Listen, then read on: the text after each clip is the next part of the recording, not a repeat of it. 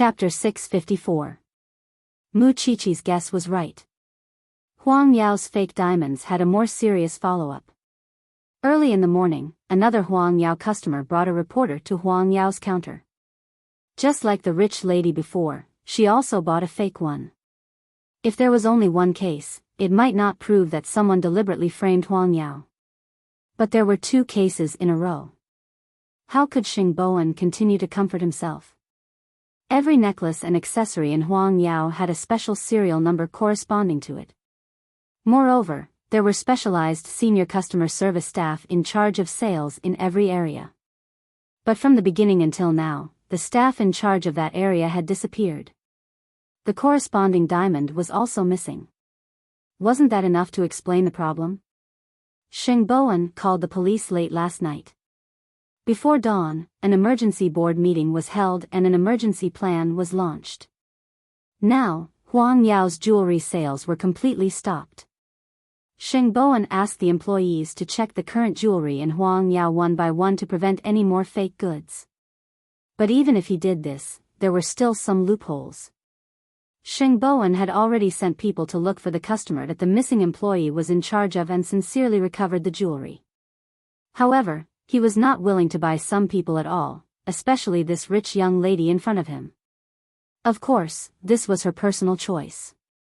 The staff of Huang Yao tried to communicate with her, but found that it was useless. She did not really want to solve the problem. She just wanted to expose the fake jewelry in Huang Yao.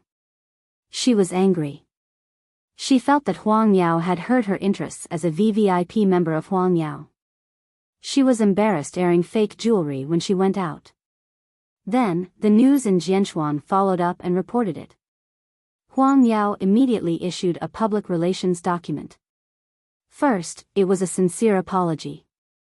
Due to the staff's poor management, the interests of the consumers were damaged.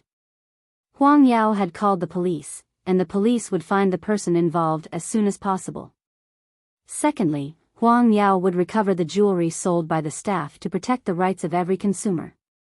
They also promised that Huang Yao would identify the authenticity of the jewelry on the spot and give the consumers the most satisfactory answer. Once the public relations document was issued, it did not restore much confidence in Huang Yao. Because it was the time when the consumers were disgusted, the matter continued to ferment. Old Sheng had planned to live out his remaining years in peace. After all, it was not easy for him to keep his life. But now that the news about Huang Yao had blown up, he would not be old Sheng if he pretended that nothing had happened. So, he called Xing Bowen home. "Third brother, what's going on?"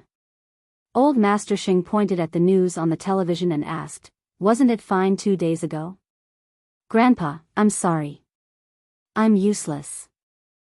Xing Bowen said helplessly, "I can't be like eighth brother and kill all problems in the cradle. I've seen your public relations work. There's nothing you missed out on. You've done everything you should." Old Master Xing sighed.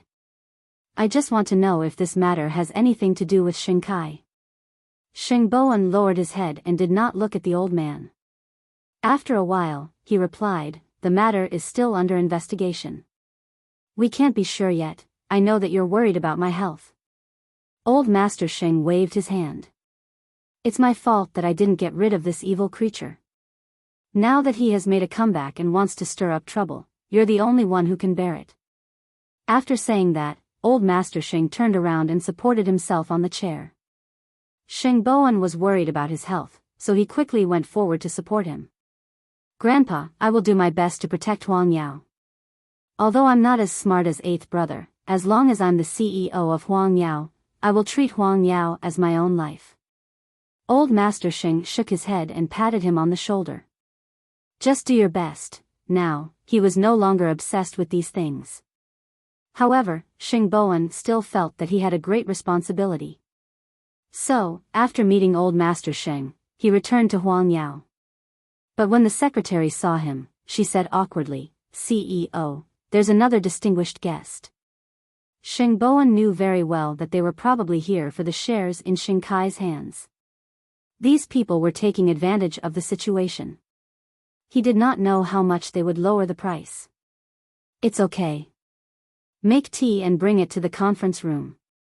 After the incident at Huang Yao broke out, Mu Qiqi also paid close attention to it. If the troublemaker's rich wife yesterday was just a test subject, then this rich young lady today should be a new breed that the other party had improved and was more aggressive. The divorce between Hu Ran and Xing Bowen was already a blow to him. Now that Huang Yao was being targeted like this, Mu Qiqi could not imagine how difficult her brother's life would be.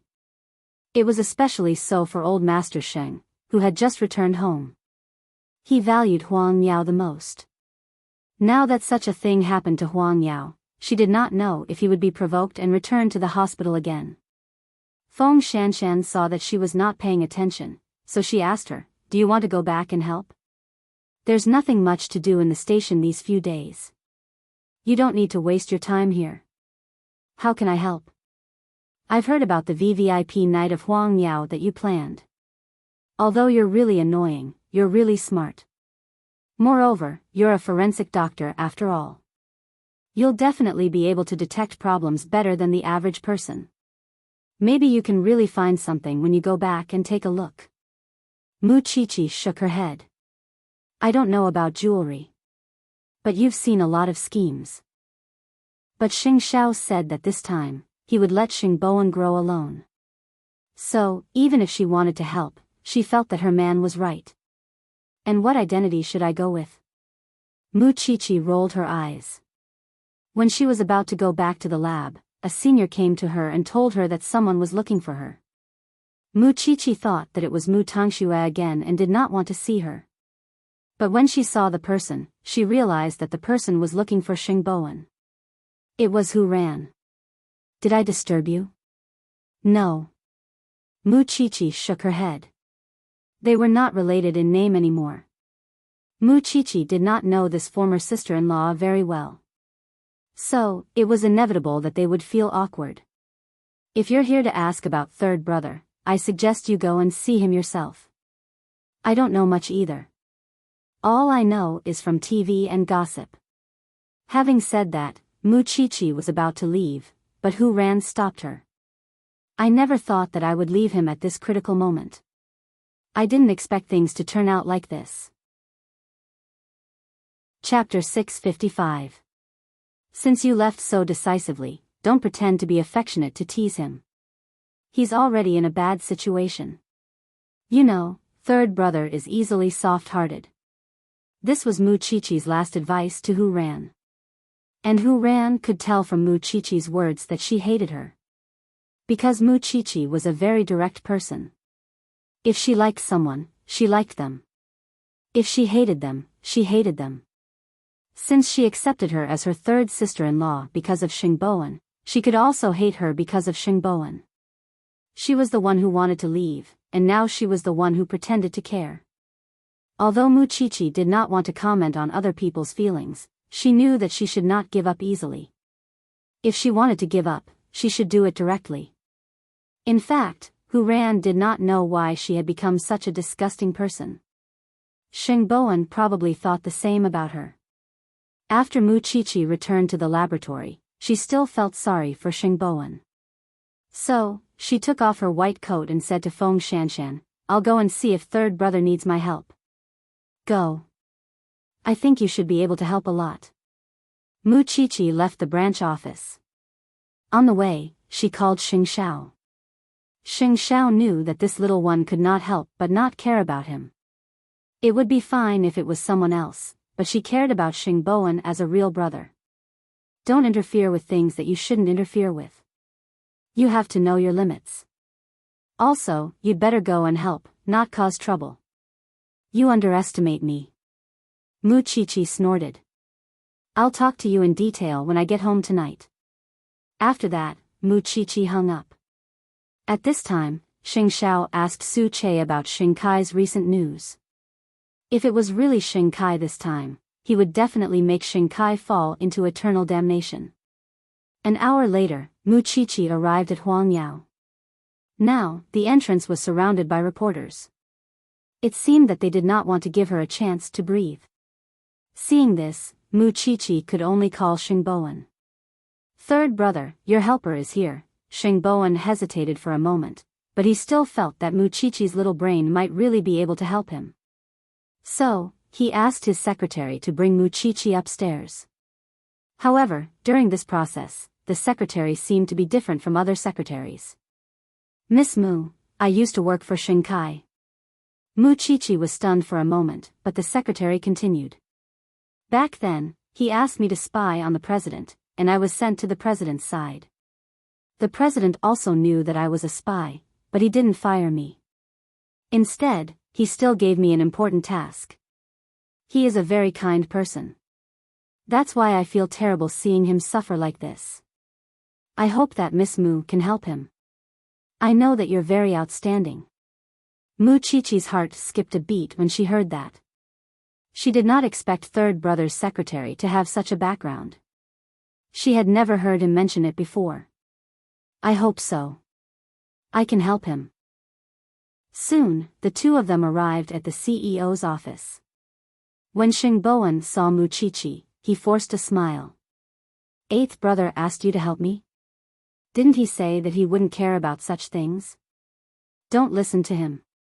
What does he mean by not interfering with your growth? I think that person must have done more behind the scenes. It's just that we don't know yet. In this world, you are probably the person who knows him the best." Muchichi saw that his desk was full of documents. She knew how troubled he was. "Is there anything I can help you with now? The police are doing their best to arrest that employee. Although Huang Yao was framed, it's also because of our negligence that this happened. No matter what, I must bear this responsibility. The most troublesome thing now is how to appease the two VVIP members who bought the fake goods. It seems that they don't want to reconcile or even solve the problem. They just want to vent their anger. Before they are appeased, I can't proceed with the second step. Let me have a look at their information. Maybe I can handle it," Muchichi said. Xingboan looked at Muchichi deeply and finally nodded. "I'll ask my secretary to prepare it for you." "What's your secretary's name?" "Ren Yufei." "What's wrong?" Muchichi looked at his back and shook her head. "It's nothing. If I really get rid of these two people, how are you going to thank me? What do you want? Just tell me." Xingboan knew that Muchichi did not lack anything. Whatever she wanted, eighth brother would do it for her. "I'll owe you." "Of course, I'm not 100% confident. I might make things worse. You have to be mentally prepared." "What could be worse than this?" Xingboan couldn't help but sneer. "Have you asked Shinkai about it? I'll solve my own problem first." Obviously, Xingboan had a deep understanding of his situation. It also meant that he was actually a down-to-earth man, although he might not be as smart as Xing Shao. Muchichi did not mention Shinkai again. She felt that Shinkai's name was not worthy to be mentioned in front of third brother. Soon, Secretary Ren gave Muchichi the information of the two VVIP members. Muchichi seized the time and acted immediately. As a matter of fact, old Xing really wanted to do something for Huang Yao, even if it was something insignificant. However, he knew that he shouldn't trouble third brother with his current situation. Moreover, he believed that eighth brother would support Huang Yao from behind, which was why he forced himself to let go of his worries for Huang Yao and Xingboan.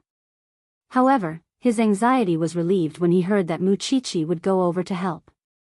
Indeed, one could only see the truth in adversity. At a time like this, we can't rely on anyone from the Xing family. It's hard on that girl.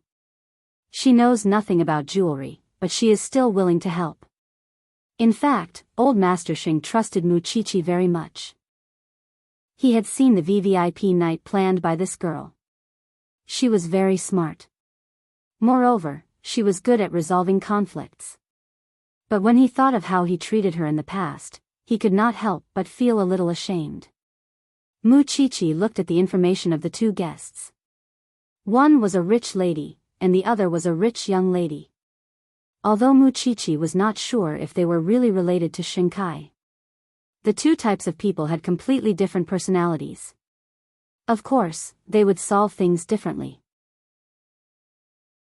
Chapter 656.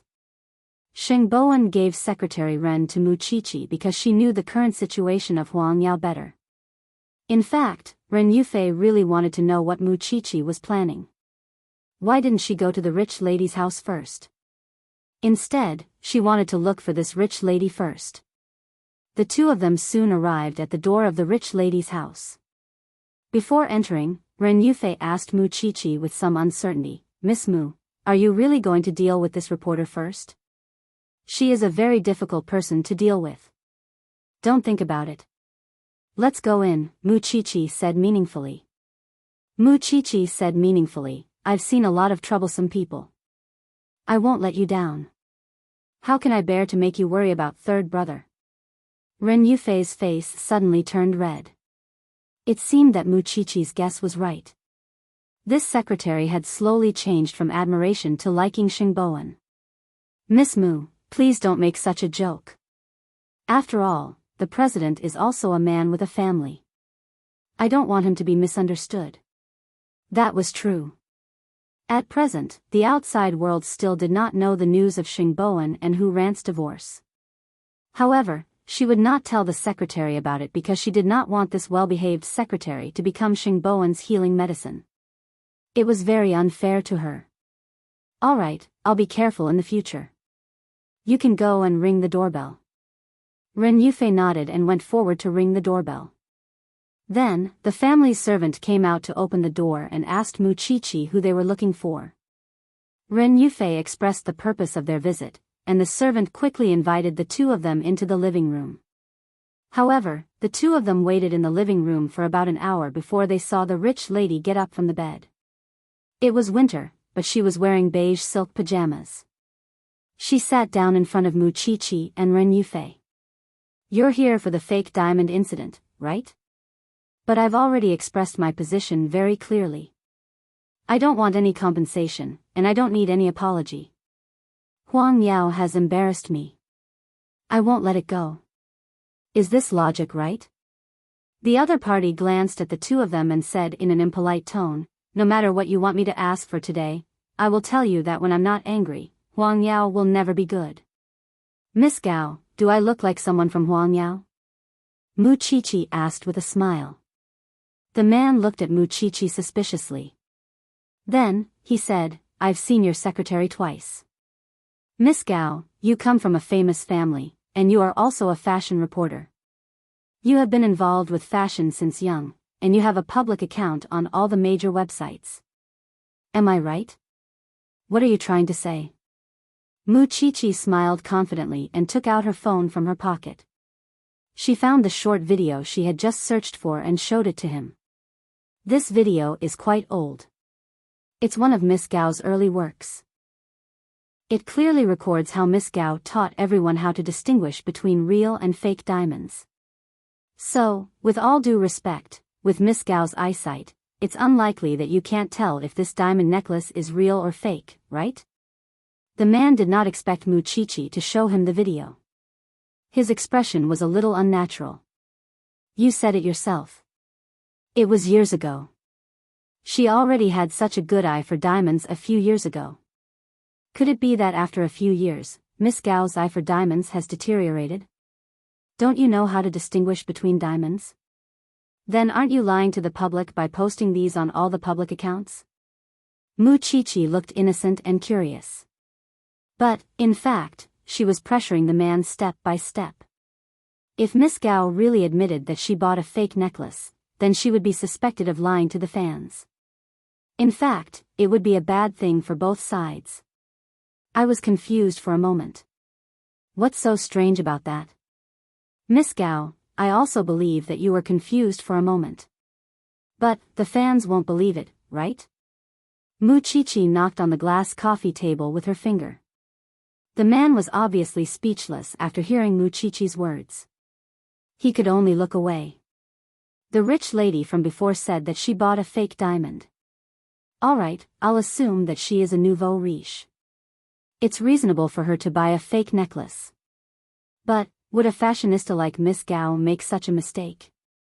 Mu Qiqi pressed on. The man's eyes flickered. He subconsciously clenched his fists. This was a sign of nervousness. Miss Gao, you don't have to be nervous. After all, I've said that I'm not an employee of Huang Yao. I'm not here today to criticize you. I just want to help you solve your problem. The man pursed his lips. Finally, he turned around and looked at Muchichi warily. Can you really solve it? That must be built on the basis of mutual trust. Miss Gao, you should tell me why you want to do this. This is the premise. Muchichi took the opportunity to make a request. The man was obviously very resistant to this answer. Moreover, what Muchichi said was not a big enough threat to Miss Gao. I can't say. Muchichi seemed to have expected this answer. She smiled and said, that's fine. I still have to go to the rich lady's place. I just don't know what kind of answer she will give me. And, Miss Gao, let me give you a piece of advice. Slandering Huang Yao will not do you any good. Even if Huang Yao closes down in the end, the Xing family still has Zhongteng. But what about you? If Huang Yao is damaged, as the person involved, don't think that you can stay out of it. At most, we will all die together. It's fine for us. The Xing family is a big business. At most, we will earn less money. But for you, your reputation will be ruined in front of your fans. This will be worse than killing you. After all, this is the result of your hard work. So, it's fine. I'm also very easygoing. I'm just here to express my stance. Since you have given me the answer, then, let's go first. After all, Miss Gao's time is very precious. Having said that, Muchichi stood up from the sofa. Ren Yufei followed behind her. The two of them walked toward the door without any hesitation. It was as if they were not afraid that Huang Yao's reputation would be ruined. Helpless, Miss Gao had no choice but to stop her. If I tell you who the mastermind is, will you be able to think of a way to solve this problem? I said, you have to tell me what happened first. I don't like people negotiating with me. The other party was really helpless. In the end, she made a gesture of invitation. Sit down first. I will tell you slowly. When Muchichi and Ren Yufei returned to their seats, Miss Gao said, you guessed right. When I went to buy the diamond, I already knew that the necklace was fake. Chapter 657. Who? His surname is also Sheng. He didn't let me know his full name, and that's all I know. As long as I act well, not only can I get compensation from Huang Yao, but I can also get a reward from him. Because of this temptation, I agreed. Miss Gao told her everything. Because she knew very well that Muchichi was the one who scared people now. This girl was too smart. It's really him. Muchichi sneered. You can't get the money. I can only guarantee that you won't lose your reputation. But you can't do anything like leading the way anymore. I admit defeat when I meet you. The other party spread out her hands helplessly. You have your own resources and are born with a lot of ways to make money. However, the last thing you should do is harm the interests of others to achieve your own goals. Not to mention that Huang Yao is innocent, your way of doing things is unreasonable no matter where you go. Blocking people's way of making money is like killing their parents. Do you think that even if you get the money, you won't be hurt? Especially as a public figure, if you don't cherish your own feathers, it's only a matter of time before you self-destruct. Think about it carefully. After hearing this, Miss Gao couldn't help but laugh at herself. I'm almost 28 years old. My knowledge and foresight can't compare to a young girl in her early 20s. I'm convinced. What do you need me to do? Muchichi looked at her and then whispered a plan in her ear. The whole process only took half an hour. Ren Yufei thought that she would spend the whole day with Muchichi. She even imagined that they would talk to each other in a low voice. However, she did not expect that Muchichi looked young and impatient. In fact, there was a ravine in her heart. No wonder Ren Yufei saw Muchichi playing with her phone all the way here. It turned out that Muchichi was preparing to negotiate with Miss Gao. Miss Mu, where are we going now? To that rich lady's house? Mu Chi-Chi shook her head. There's no need. As I said, the rich lady can pretend that I don't know anything, so what we did just now won't be able to threaten her. That Miss Gao cares because she's very famous outside. This rich lady is just an accessory to her husband. She lives in seclusion. As long as Miss Gao comes out to appease the consumers, what's the big deal about the rich lady? Let's go back to Huang Yao. Ren Yufei nodded and followed behind Mu Chi-Chi. The two of them quickly returned to Huang Yao. Sheng Bowen was even a little surprised. Has he been dealt with? More accurately, I've settled half of it. Mu Chi-Chi smiled. Third brother, I didn't tell you about this when we went out to look for Miss Gao. Since they are already VVIP customers of Huang Yao, why can't they tell the difference between real and fake diamonds? Have you ever thought about it? Sheng Bowen pondered for a few seconds and finally understood. That Gao guy, in order to show off, made a video of him trying to distinguish diamonds. But this time, she bought a fake diamond. Do you think her fans will still believe her in the future?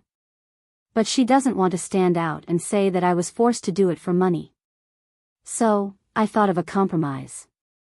I asked her to go to the hospital as soon as possible to get a certificate to prove that there's something wrong with her eyes, so that she can't distinguish the diamonds. Then, she will come out and make a statement. Only then will her public image not collapse in front of her fans. She will take this opportunity to speak up for Huang Yao. After Sheng Bowen heard this, he gave her a thumbs up. You've been with eighth brother for a long time. You become so good at doing things. I can't help but admire you. In short, I have to thank you for this. Say thank you later. You can go with your little secretary. I'll wait for Miss Gao to come out and make a statement. Sheng Bowen patted Mu Chi-Chi's shoulder. His heart was heavy at first, but at this moment, he suddenly felt relieved. Then, I'll be busy. Yufei, prepare the documents. I have a meeting soon. Mu Chi-Chi stayed in Shen Bowen's office. She didn't go anywhere. Because she couldn't guarantee that Gao Guy would really speak up for Huang Yao. Who could say for sure what would happen in the future? Especially since the little secretary had gone with Sheng Bowen. Now, there was no one in the office to accompany her to relieve her boredom. In the meeting room of Huang Yao, the board of directors was currently discussing the issue of Shen Kai's shares.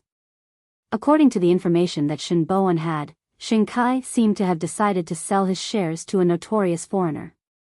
To Shen Kai, he could do whatever he wanted now. After all, he just needed to sit at home and collect money. He was not the one who needed to worry about how to manage the company. The police have made a major breakthrough.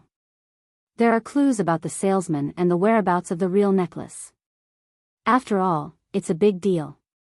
It's not easy for him to sell it, so he put it on the black market. But the police intercepted it. Judging from the two incidents, both were done by Shen Kai. Our people who went to look for Miss Gao have already understood the situation clearly. At present, there are more and more clues. It's also beneficial for us. Sooner or later, the truth will come to light. CEO Sheng, I don't doubt your ability. But shouldn't we think of a way to get rid of Shen Kai? Otherwise, we will have endless trouble in the future. In the meeting room, the discussion was in full swing. After a while, Sheng Bowen brought his secretary to a video conference because several of his partners had shaken their confidence in the cooperation. He had to appease them first. Meanwhile, Ren Yufei tirelessly followed by his side. She did not even complain for a moment. Perhaps it was because Miss Gao needed time to prepare, so Mu Chi-Chi waited in Huang Yao's office until the afternoon. Huang Yao's shares were still plummeting. Mu Chi-Chi thought that she would wait for Miss Gao to arrive at 4 o'clock. If Miss Gao was still unwilling or did not have the courage to stand up, then she would make her move. Just when she was bored, Sheng Xiao called her. How is it? Mu Chi-Chi looked at the time and answered Sheng Xiao, I'm waiting for news. It's just that it's really boring in third brother's office. Su Che is downstairs. Go home, little one. Xing Xiao smiled. Since you're waiting, why don't you stay by my side? Of course, I'd rather be with you. After Mu Chichi hung up the phone, she quickly went downstairs. At this time, one of the people involved in the fake diamond incident stood out in public again. Chapter 658. If the person involved in this matter continued to bite on Huang Yao, then Huang Yao's positive image would continue to decline in the hearts of the consumers. Therefore, Miss Gao's attitude was very important. However, she had made it clear last time that she would not reconcile with Huang Yao. She must see Huang Yao's reputation fall to the ground. So, if she spoke again, did it mean that she would reveal more about the communication between her and Huang Yao? Maybe there would be some big news? But, to everyone's surprise, Miss Gao first apologized to the media and the public as soon as she came out. Then, she took out the diagnosis she had prepared. She claimed that there was indeed something wrong with her eyes recently. Her vision was always blurry and she had double vision. So, when she chose the diamonds, she might have done it under the condition of poor eyesight. She did not do a good job of distinguishing the diamonds, so she was also responsible. Secondly, under such a premise, she also came to the conclusion that this matter was a problem with the internal employees of Huang Yao from beginning to end. It was not a problem with Huang Yao's diamonds. This also showed that the quality of Huang Yao was still trustworthy. In addition, Huang Yao had recently added a segment to test the authenticity of the diamonds on the spot. Therefore, from this point of view, what Huang Yao needed to solve now was internal staff conflicts. As long as the person who set the pace led the problem to the right path, then the public would shift their attention to the real problem. In other words, it was meaningless for the media to hype up the news of Huang Yao selling fake goods. As for the rich madam, just as Mu Chichi said, after Miss Gao came out to speak, she became completely unimportant. Because Miss Gao had already said that there was no problem with the quality of Huang Yao. However, no one in this world was perfect. You could not expect a company and everyone to never have a problem. You had to give them time to solve it. And Huang Yao was also actively responding, and the police were also trying their best to arrest the suspect. Therefore, Miss Gao felt that she should not use her popularity to cause negative damage to Huang Yao. With such a change in direction, the people of Huang Yao immediately heaved a sigh of relief. Even if there was no way to immediately eliminate the negative impact, it was equivalent to releasing all the pressure on them. Mississippi Mu, you are really capable and smart. This was Ren Yufei's feeling after following behind Mu Chichi for a long time. Maybe it's because of her keen senses as a forensic doctor that she can easily see things that we can't. When we went to the Gao family, I really thought that we would have to kneel and apologize to each other. After Xing Bowen heard this, he smiled. Xiao Qi has reached out her hand and achieved the desired effect. It's time for us to work hard and complete our mission. After that, Xing Bowen looked at his watch. Let's go. We're running out of time. When the police bring him back, we should go and meet Xing Kai. From the bottom of his heart, Xing Bowen admitted that Mu Chichi had helped him a lot this time. Perhaps, his eighth brother and his wife were his benefactors in this life. At the same time, he learned a little about Mu Chichi's meticulousness. At the very least, he would be more confident in dealing with such emergencies in the future. Mu Chichi was very satisfied when she saw Miss Gao's statement on TV. At least, she had accurately conveyed what she wanted that woman to say to the public. At least the huge mountain that was pressing down on Huang Yao's head was finally gone. Third brother should be able to relax now, said Mu Chichi as she leaned against Xing Xiao's desk. Well done, Xing Xiao praised without looking up. You know how to use the available clues to counterattack. Didn't I learn it from you? Mu Chichi walked around the desk and sat on Xing Xiao's lap. I've been subtly influenced by you. You grasped the key point and broke it in one blow. But you haven't done it thoroughly enough. Xing Xiao looked at her and said, you only managed to save your life. You're considered qualified. But you haven't learned the most important thing, counterattack. Huh? Have you forgotten that there's a saying? You'll get yourself into trouble?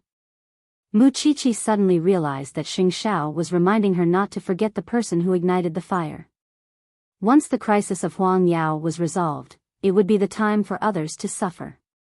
So, that night, there was a new development in the case of Huang Yao selling fake diamonds.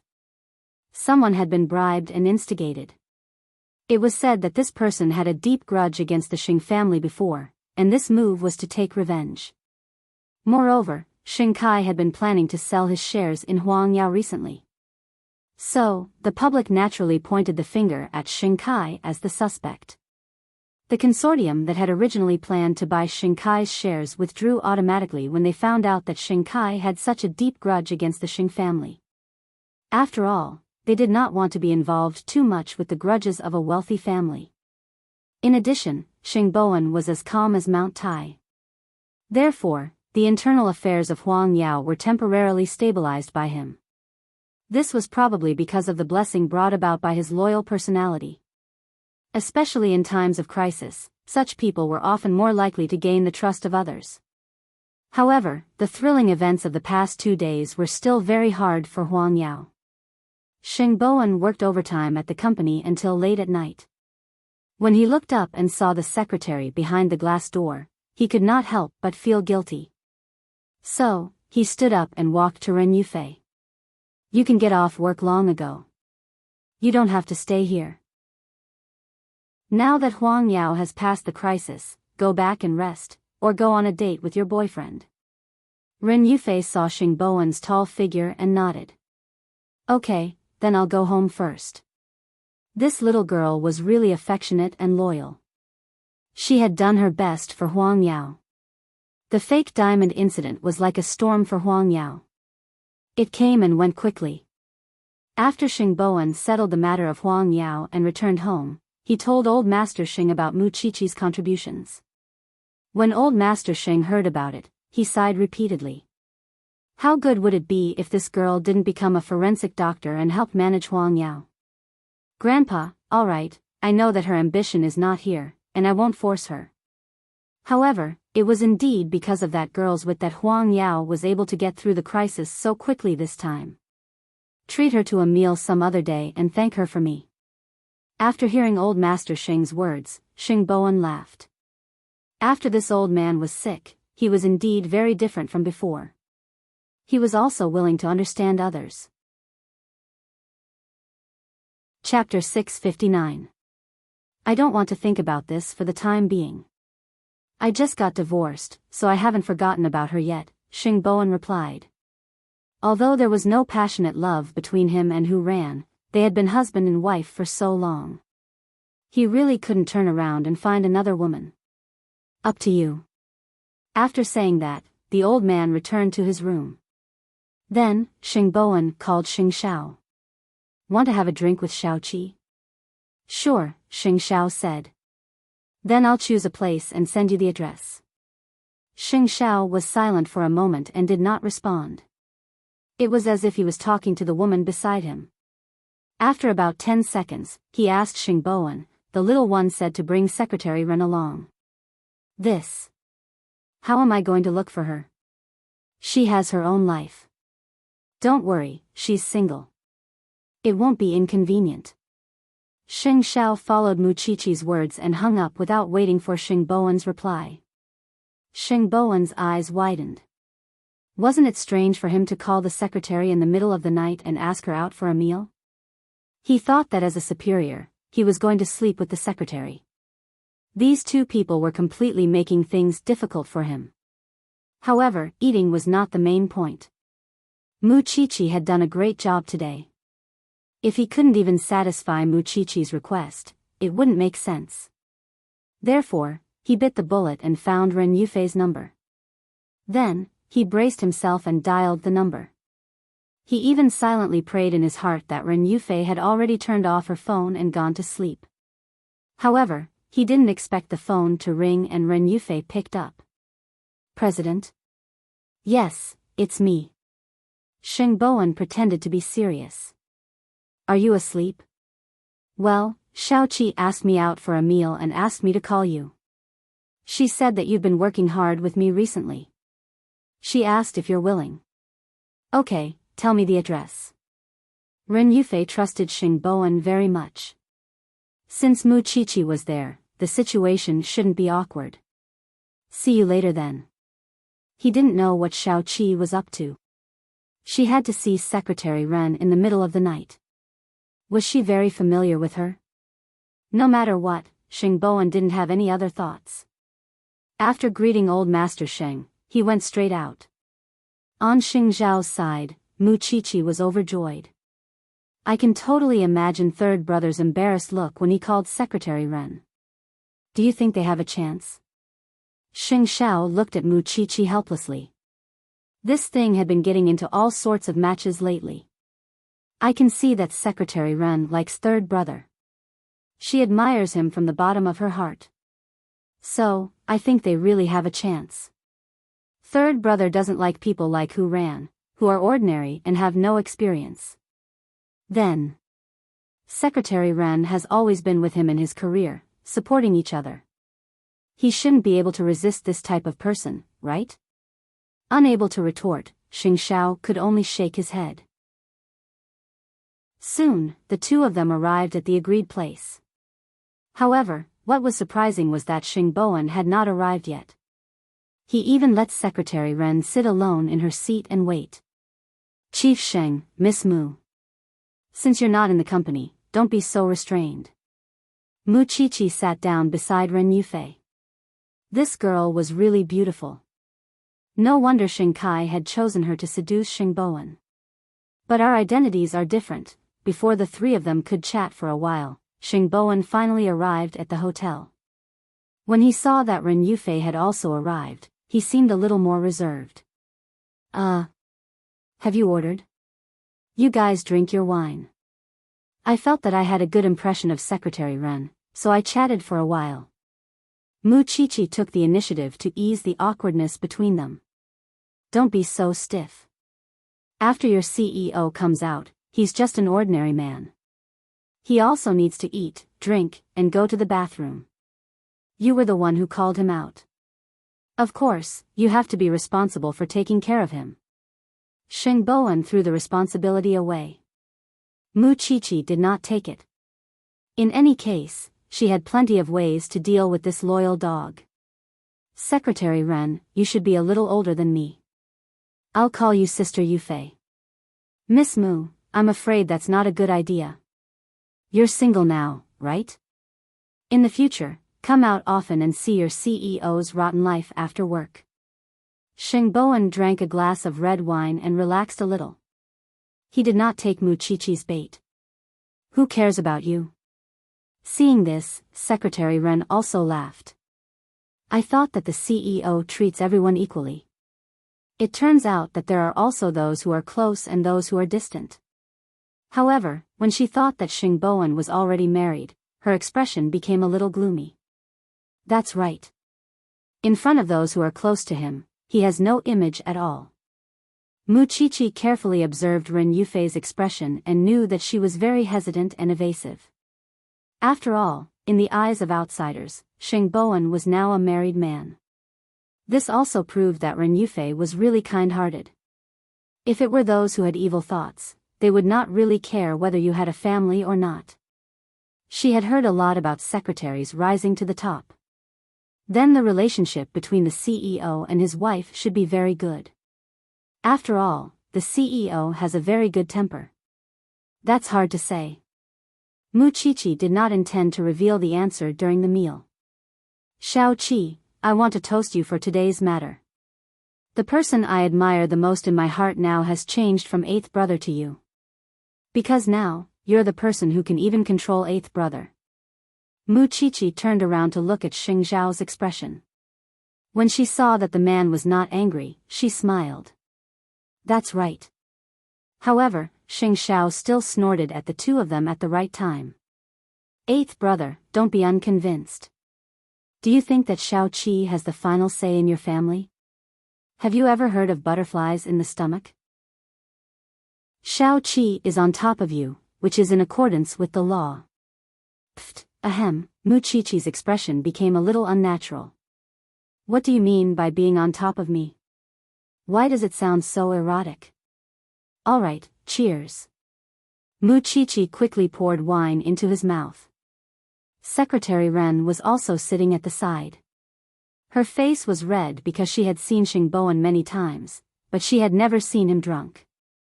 Tonight, Mu Chichi had really broadened her horizons. Actually, did Mu Chichi care about this meal? Of course, it was to create an opportunity for the two of them to strike while the iron was hot. Throughout the meal, Mu Chichi kept pouring wine into Xingboan's mouth. However, he was so happy that he was willing to drink. In the end, he directly collapsed on the table, shocking the three of them. Third brother's alcohol tolerance is at its limit. Mu Chichi looked at Xing Xiao. She had been tricking Xingboan the whole time. She did not drink a single drop of wine. All she drank was grape juice. Then, Miss Mu, please call Madam and ask her to come and pick up the CEO. Send him back, Mu Chichi said directly. Chapter 660. There's nothing to misunderstand. He's already divorced. Mu Chichi gave this answer when everyone was about to go home, especially when Xingboan was already drunk. If he were sober, this would be so awkward. Ren Yufei was stunned. She obviously couldn't believe it.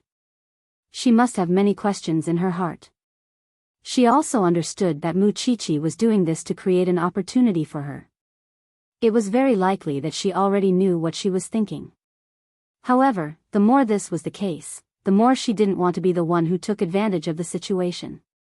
Even though she had been sent to seduce Xingboan, take good care of him. We'll be leaving first. Ren Yufei did not reject Mu Chichi's good intentions, but she did not want to leave an image of a scheming woman in front of Xingboan.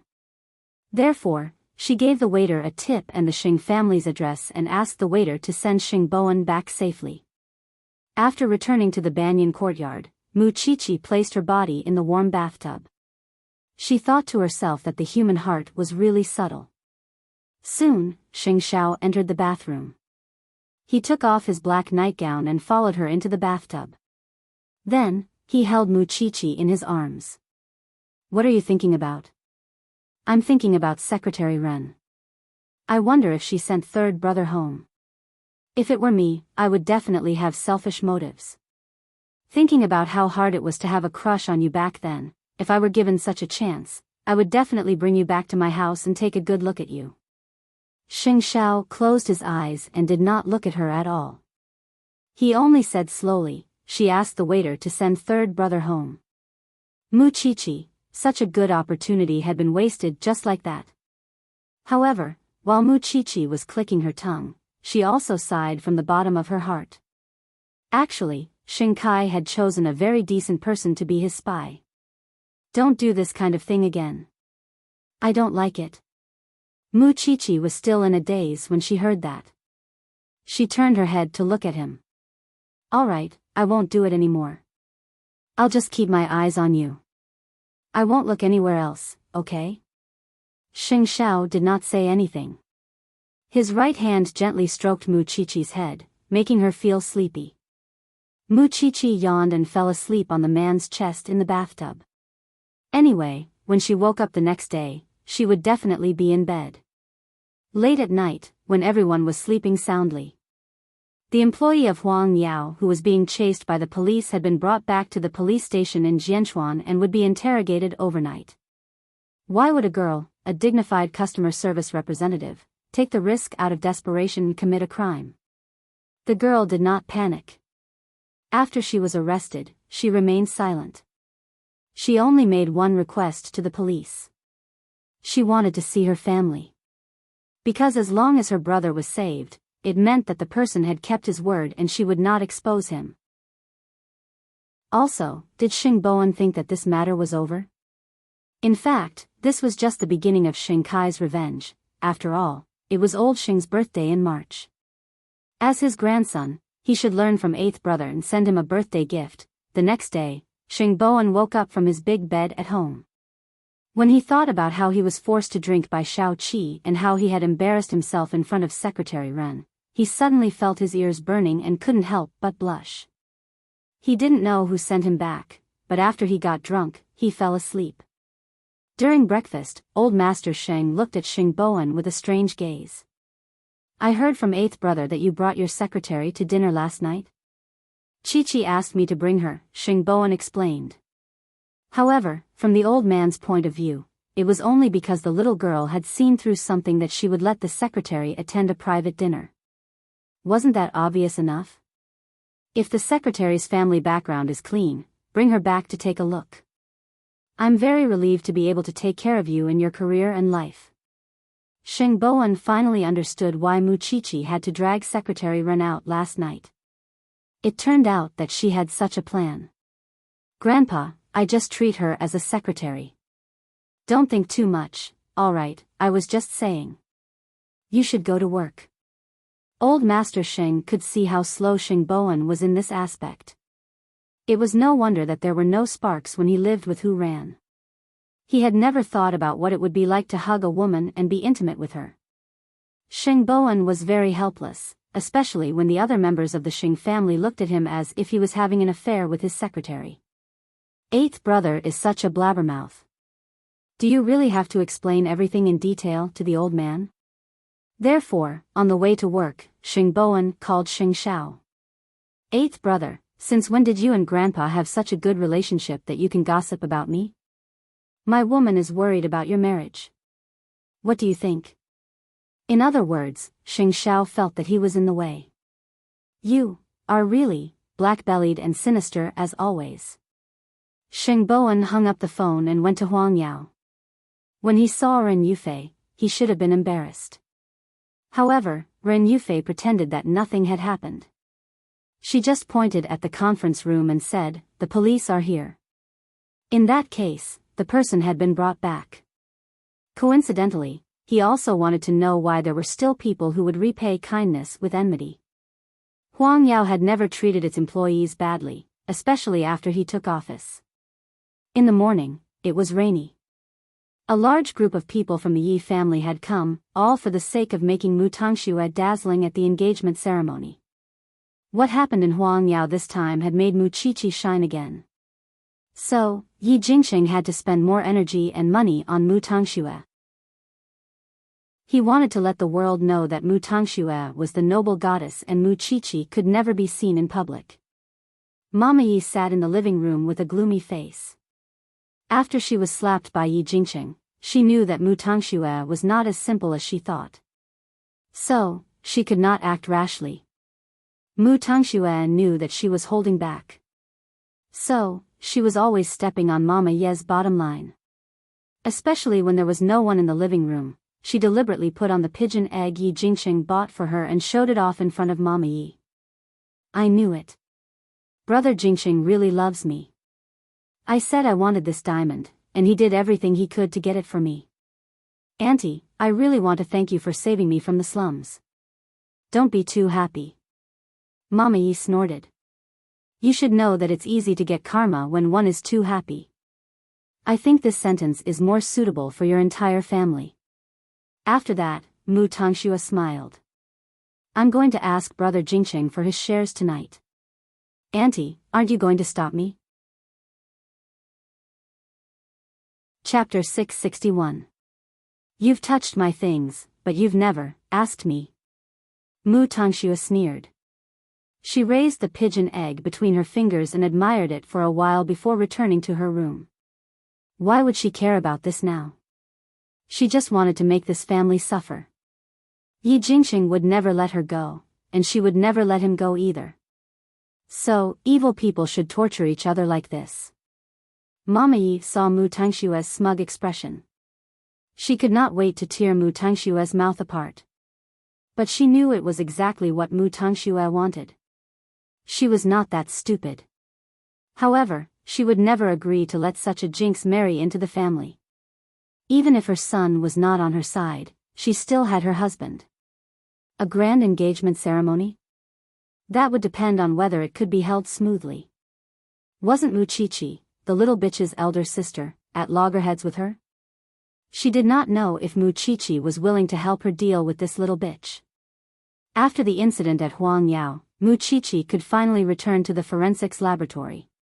But when she returned to the police station, she found that everyone was out on duty. There was another murder case. Mu Qiqi took out her phone and called Feng Shanshan. She thought it was fine this time. After all, she had rested for a few days. Where are you? Why didn't you tell me about the case? In a building in the city. Feng Shanshan said while vomiting. It's so disgusting, give me the address. I'll come over now. I think you're the only one who can be as steady as a mountain and help the professor. After saying that, Feng Shanshan gave him the address. Mu Qiqi received the address and rushed to the crime scene. However, the scene was too spectacular. Now, only Tang Yan and the professor's expressions did not change. Of course, after Mu Qiqi came, there would be another Mu Qiqi. Mu Qiqi arrived at the scene in 20 minutes. But when she was downstairs, she could already smell the stench of a corpse. The police saw Mu Qiqi entering the cordon and quickly stopped her. Mu Qiqi quickly took out her ID, but the police recognized her. You are Mu Qiqi. Go in. Was she already so famous? Mu Qiqi shook her head and went straight to the 6th floor. She saw a group of people covering their noses at the door, and there were several lumps of filth at their feet. It seemed to be a big case. Xiao Qi, you're finally here. When the group of senior brothers saw her, they quickly made way and said, Shanshan has been vomiting inside, so we can only vomit along with her. Hurry up and help the professor. Mu Qiqi was pushed through the door, and was left dumbfounded. In the huge living room, there were actually 4 corpses lying on the ground. The giant phenomenon was obvious, and 2 of the corpses had internal organs scattered on the ground, mixed with some green. It looked colorful and spectacular. No wonder this group of people vomited so exaggeratedly. He looked at Mu Qiqi again. She was really calm. Feng Shanshan quickly grabbed her and said, Hurry up and help, I can't stay here any longer. Mu Qiqi took over Feng Shanshan's work, and then Feng Shanshan went to Tang Yan. I'll help you. The deceased is a male, between 18 to 20 years old, and between 1.6 to 1.65 meters tall. The time of death is estimated to be about 15 days ago. There are no obvious injuries on the body, and according to the secretions in the nasal cavity and mouth, the cause of death is poisoning. As for the specific type of poison, we need to go through detailed tests and further dissection. This one should be a disembowelment, and the murder weapon is a very sharp dagger. It directly pierced the victim's abdomen from the left side, and then left a wound that is about 15 centimeters long on the right side. The process of examining the corpses this time was extremely difficult, because each of the 4 people died in a different way. Even though they looked so young. The 6 forensic doctors spent almost an hour sorting out the things at the first scene. At the door, the police were questioning the informant. Officer, I am the landlord of this house, and I rented it to one of the children. But he is already 18 years old, and he is working outside to earn his living expenses. This child looks quite honest. He has been living here for more than a year, and there is nothing wrong with him. He pays the rent every 3 months. This time, it's because I received a complaint from the neighbors. They said that there are always some strange insects climbing in front of my house, and the house is getting more and more smelly.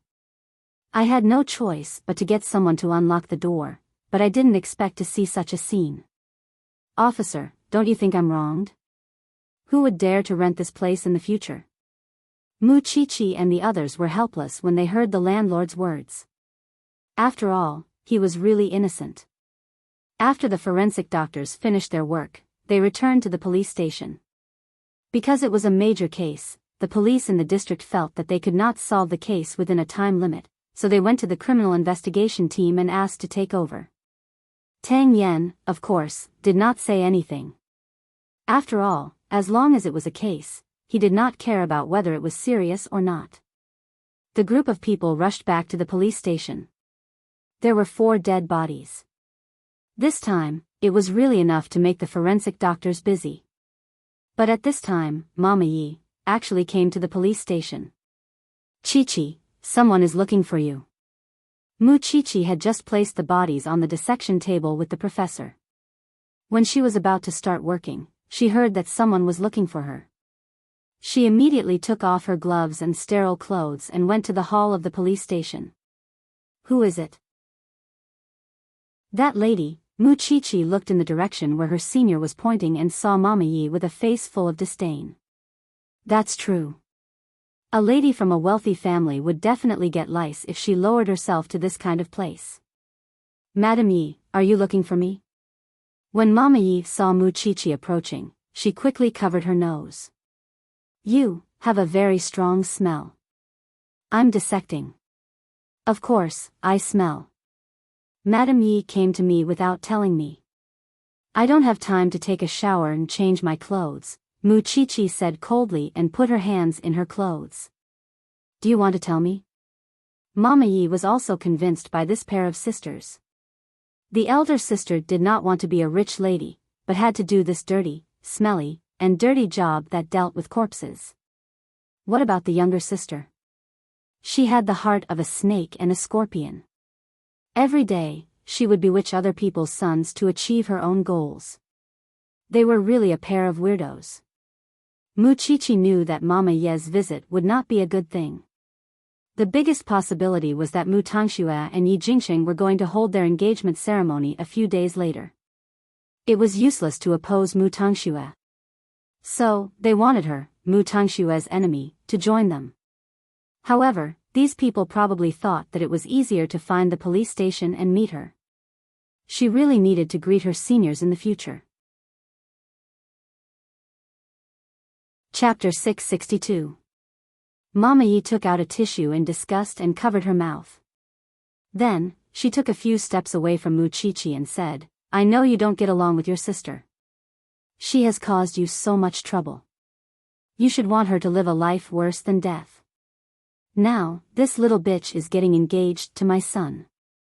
She might live a better life than you in the future. Are you really convinced? I came here today to ask if you are willing to work with me to get your sister out of the country. Let her leave our sight and never disgust us again. Mu Chi-Chi looked up at Mama Yi seriously. You used to be on good terms with the Mu family and treated Mu Tangxue as your daughter-in-law. But your attitude towards her has changed so much in such a short time. Whatever you say. I just want her to get out of my sight. Far away. It's best if she dies a horrible death. Recalling Mama Ye's love for Mu Tangxue and the adjectives she used on Mu Tangxue today, Mu Chi-Chi thought that this world was really realistic and ironic. First of all, she can't be more famous than me. Because the Yi family is just a small family. You can barely make it into the top 100 in Jianchuan. Just because you have the right to talk to me doesn't mean that we are on the same level. Secondly, Mu Tangxue and the Yi family love to kill each other. Why should I interfere? I can't wait for her to turn the Yi family upside down. Madam Yi, don't forget how your son treated me when I was young. Lastly, don't come to the police station next time. This is a place to punish evil, not a vegetable market. I'm not someone you can see whenever you want. Don't you know who I am? Alright, I still have work to do. You can do as you please, Madam Yi. Having said that, Mu Chi-Chi immediately turned around. She was really tired of wasting time on these irrelevant people. No, it was not irrelevant. It was disgusting. You and your sister will die a horrible death sooner or later. This is my curse to you too. When Mama Yi left, she shouted at Mu Chi-Chi's figure. Many policemen in the hall heard it and all agreed that Mama Yi was very vicious. I really don't understand the world of these rich people. However, no matter what, I will stand on Shao Qi's side, because our entire branch knows what kind of person Shao Qi is. When Mu Chi-Chi passed by, she heard her seniors whispering to each other. She just smiled and said, Then I really have to thank you. Yi Mu returned without success, completely beyond her expectation. There was no doubt that Mu Chi-Chi hated Mu Tangxue. But why wouldn't she cooperate with her? It was clearly the best time to deal with Mu Tangxue. Even so, even if there was a deep grudge between Mu Qiqi and Mu Tangxue, she wouldn't help an outsider against her own sister, would she? Especially since the Yi family was not innocent. Soon, Mu Qiqi returned to the lab. Meanwhile, the others were busy examining the corpse. Of the 4 victims, 1 died of potassium cyanide poisoning, 1 was stabbed to death, 1 was electrocuted to death, and the last one was hacked to death. The 4 of them died in different ways, and according to the current state and characteristics of the corpses, the conclusion is that the 4 of them died at almost the same time. You've all been inside the crime scene. What do you think now? The professor asked the others. Mu Qiqi thought about it and answered, 4 people dying at the same time sounds like a vicious murder case, but that's not actually the case. 4 people died in 4 different ways at the same time, and that alone doesn't fit the characteristics of homicide. Isn't it too complicated if there was only 1 murderer? Moreover, how could 1 murderer kill the victims in 4 different ways at the same time? Let's assume that there were 2 or more murderers, but there were no traces of anyone else in the house. There were no extra footprints, clothing fibers, or fingerprints, let alone signs of a struggle. How could such a huge case with so many people be cleaned up so cleanly? Most importantly, the murder weapons were all at the crime scene. That's why I have a bold hypothesis that you all already know. These 4 people either committed suicide at the same time or killed each other. According to the distribution of the corpses, the one who was stabbed to death and the one who was hacked to death should have been facing each other before they died. As for the other 2, one was lying on the sofa, poisoned by potassium cyanide, while the other was electrocuted and sitting on the floor. They must have planned this beforehand. Group suicide. The professor nodded. You're right. The DNA on the murder weapons has been tested. We'll get the answer soon if it's as you guessed. What we need to do now is to confirm the source of the corpses. Why would 17 or 18-year-old kids commit suicide together? Of course, the rest was up to Tang Yen. So, Tang Yen took off his gloves and left the autopsy room. Feng Shanshan could not help but sigh. They're at such a good age, but they chose such an extreme way to end their lives. What kind of things did they go through to give them the courage to die? Who knows? Nowadays, young people's psychological endurance and ability to resist pressure are really far inferior to their predecessors. No matter what, if you have something unhappy in your heart, you must release it in time, especially you, Shanshan. I remember that you and Tang Yen are neighbors. If you have anything that you can't get over, remember to look for Tang Yen. That kid is also good at psychological counseling. Feng Shanshan was stunned. She could not help but snort coldly in her heart. I'm afraid you don't know your nephew at all. Alright, that's all for now. Hurry up and change. Then, Mu Qiqi and Feng Shanshan went to the changing room. At this time, Mu Qiqi smiled at Feng Shanshan. Haven't you told anyone about you and Captain Tang? With his personality, he's always on the front line. Even 10 bulls can't hold him back. What's the point of telling others? Feng Shanshan asked. I wouldn't be surprised if he suddenly disappears one day. What can I do? I can only smile at life. You're not sad? Don't forget about Dai Shi. Who didn't even sleep for Captain Tang? Don't mention it. I'm still angry. Chapter 663. Why did the man from the Yi family look for you? He asked me to talk to Mu Tangxue. Feng Shanshan looked at Mu Qiqi and shook her head. These rich families are really strange. The Xing family is like that, and so is the Yi family. Are these people unable to live the life of the rich? They have nothing to do every day and they don't contribute anything to society. And they're always looking for trouble. If you ask me, who should I ask? Mu Qiqi rolled her eyes. I don't care about the matter between the Yi family and Mu Tangxue. To put it bluntly, it's just a dog-eat-dog plot. But I'm going to Mu Tangxue's engagement next week. Since there's a good show, of course I'm willing to go. Feng Shanshan thought that sometimes, being born into a rich family was not as good as being like her. She had some spare money and was free. It was really boring to plot against each other every day. Soon, the field personnel screened the identities of the deceased and found that they had one thing in common. Their family conditions were very poor. However, they came from different places and their family backgrounds were not exactly the same. There must be a reason why these 4 people from different places gathered together. Now, everyone's mission is to investigate the detailed information of these 4 people, from their family background to their social connections, as well as their interpersonal relationships. Everything must be clear. Of course, after Tang Yen assigned the task, he also walked to the entrance of the branch office. However, when he turned around and saw Feng Shanshan, he turned back and walked to her.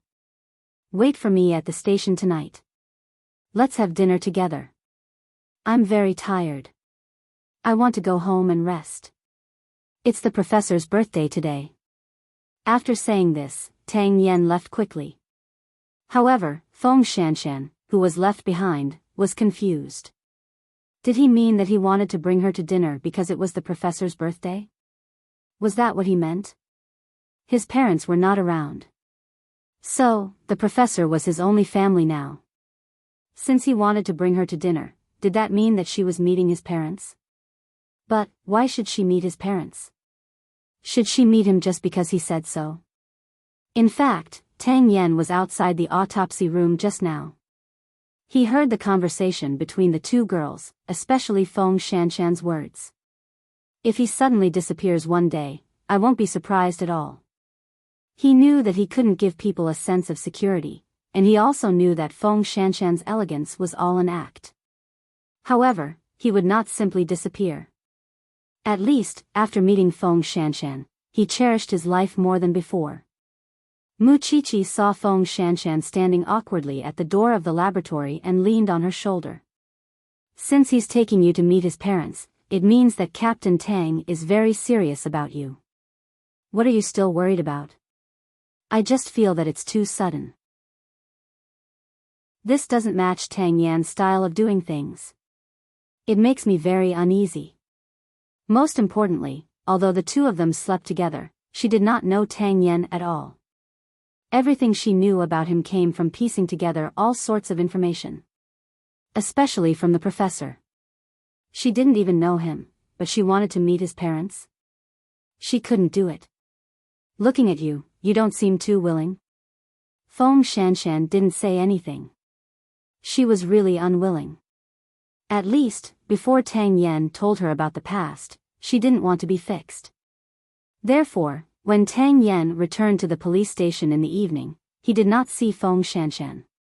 What are you looking for? The professor saw his outstanding expression and quickly asked. Where's Feng Shanshan? This girl is tired. She went home, the professor said. According to the usual practice, shouldn't you have dinner with me tonight? I want to have dinner with you, but now, there's one less person.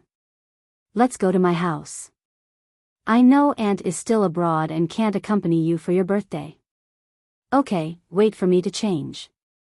Actually, the professor really wanted to persuade Tang Yen to move out of this graveyard because he didn't want his ex-girlfriend's matter to affect Tang Yen's life. However, when the off-road vehicle arrived at the entrance of the courtyard, the professor was surprised. Your place, my place has been sealed now. It's just a studio now, but I rarely go in. Then where do you live? Tang Yen pointed at the light next door. There was a garden in the courtyard, and there were reclining chairs on the lawn. The professor followed behind Tang Yen in confusion. He took out the key and opened the door. Then, everyone was stunned at the same time. In the living room, Feng Shanshan was sitting on the sofa eating snacks. In fact, her brain was still stuck. You guys, we're living together, Tang Yen explained to the professor. Then, he turned to Feng Shanshan and said, Shanshan, make some tea. Feng Shanshan was stunned for a moment and quickly gave up her seat. She didn't expect Tang Yen to bring the professor to his house when she ran away from the police station. Speaking of which, she was really angry. Did she agree to it? When did this happen? The professor still couldn't suppress his surprised expression. It's been a while. I just didn't tell you, Tang Yen said directly. No wonder she was so nervous when you were injured. She wanted to help you teach Dai Shi a lesson when you were sent to the front line. The professor suddenly understood. You two kids usually don't say anything. Since you're together, then so be it. Why can't you talk about it? This is a good thing. It's not convenient in the police station. We still have to do business. Feng Shanshan listened to their conversation. She made some tea in the kitchen and brought it to them. Well, I know it's the professor's birthday today. Sit down first. I'll make a few dishes. You can talk while you eat. I didn't know that you're good at cooking, little girl. The professor laughed. I just know some home-cooked dishes. Feng Shanshan quickly left after saying that. Since you're already with the little girl, you should let go of the things that happened in the past. You don't have to work so hard in everything. If you get hurt like last time, who would be able to bear it? This little girl is also alone. She has no one to rely on. Don't let her worry about you every day when she just got a lover. Uncle, I'm going to get married, Tang Yen suddenly said. The professor was stunned because Tang Yen had had girlfriends before. The last one was even unforgettable. However, he had never told him so formally that he had plans to get married. When she's of age. It looks like you're tempted. That's good. The professor thought about it and his eyes turned red. If your father was still alive, he would be so happy to know that you're finally getting married. Chapter 664. If you really have the determination to protect her, don't be like before, risking your life for the sake of investigating cases. Make more friends and don't be so lonely. With your ability, if it weren't for your quiet personality, you wouldn't have been a mere captain a long time ago, and you wouldn't be a third-level superintendent.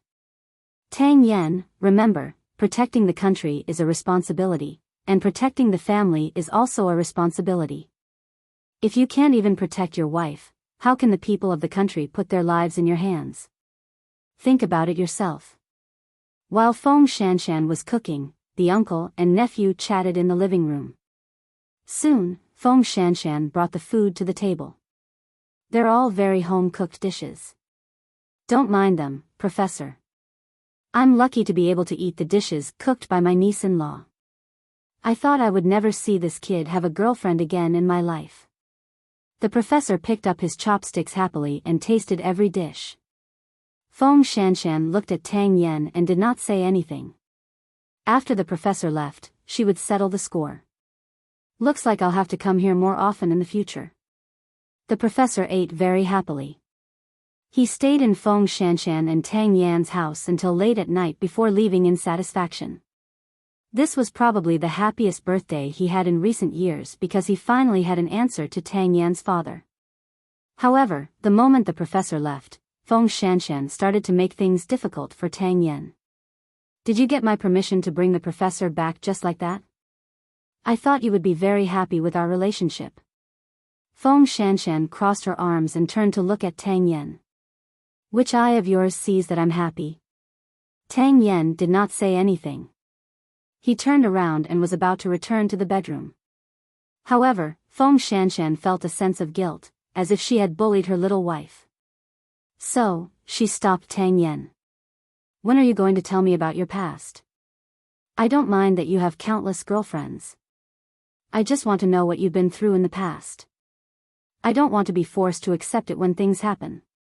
Tang Yan, you're willing to let me see the professor, but you're not willing to tell me about your past? Tang Yan looked up and stared into Feng Shanshan's eyes. He sighed. Sit down.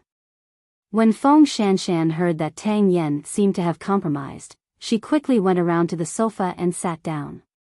Let me say this first. If you feel uncomfortable after listening to me, you can't break up with me. Tang Yan also sat on the sofa. He placed his hands on his thighs and interlaced his fingers. I'd been living alone since I was 10, so I became very antisocial and liked to get into fights. When I was 15 or 16, I got into a fight outside and was sent to the juvenile detention center. I was locked up for 8 months. It was also in the juvenile detention center that I became enemies with a very famous gangster. He swore that once he got out, he would kill me for revenge. So, as soon as I left the juvenile detention center, my uncle forced me to go to the police academy because it was safer there. I got into the police academy, but I still couldn't control my temper. I got into a fight with a colleague and got a major demerit.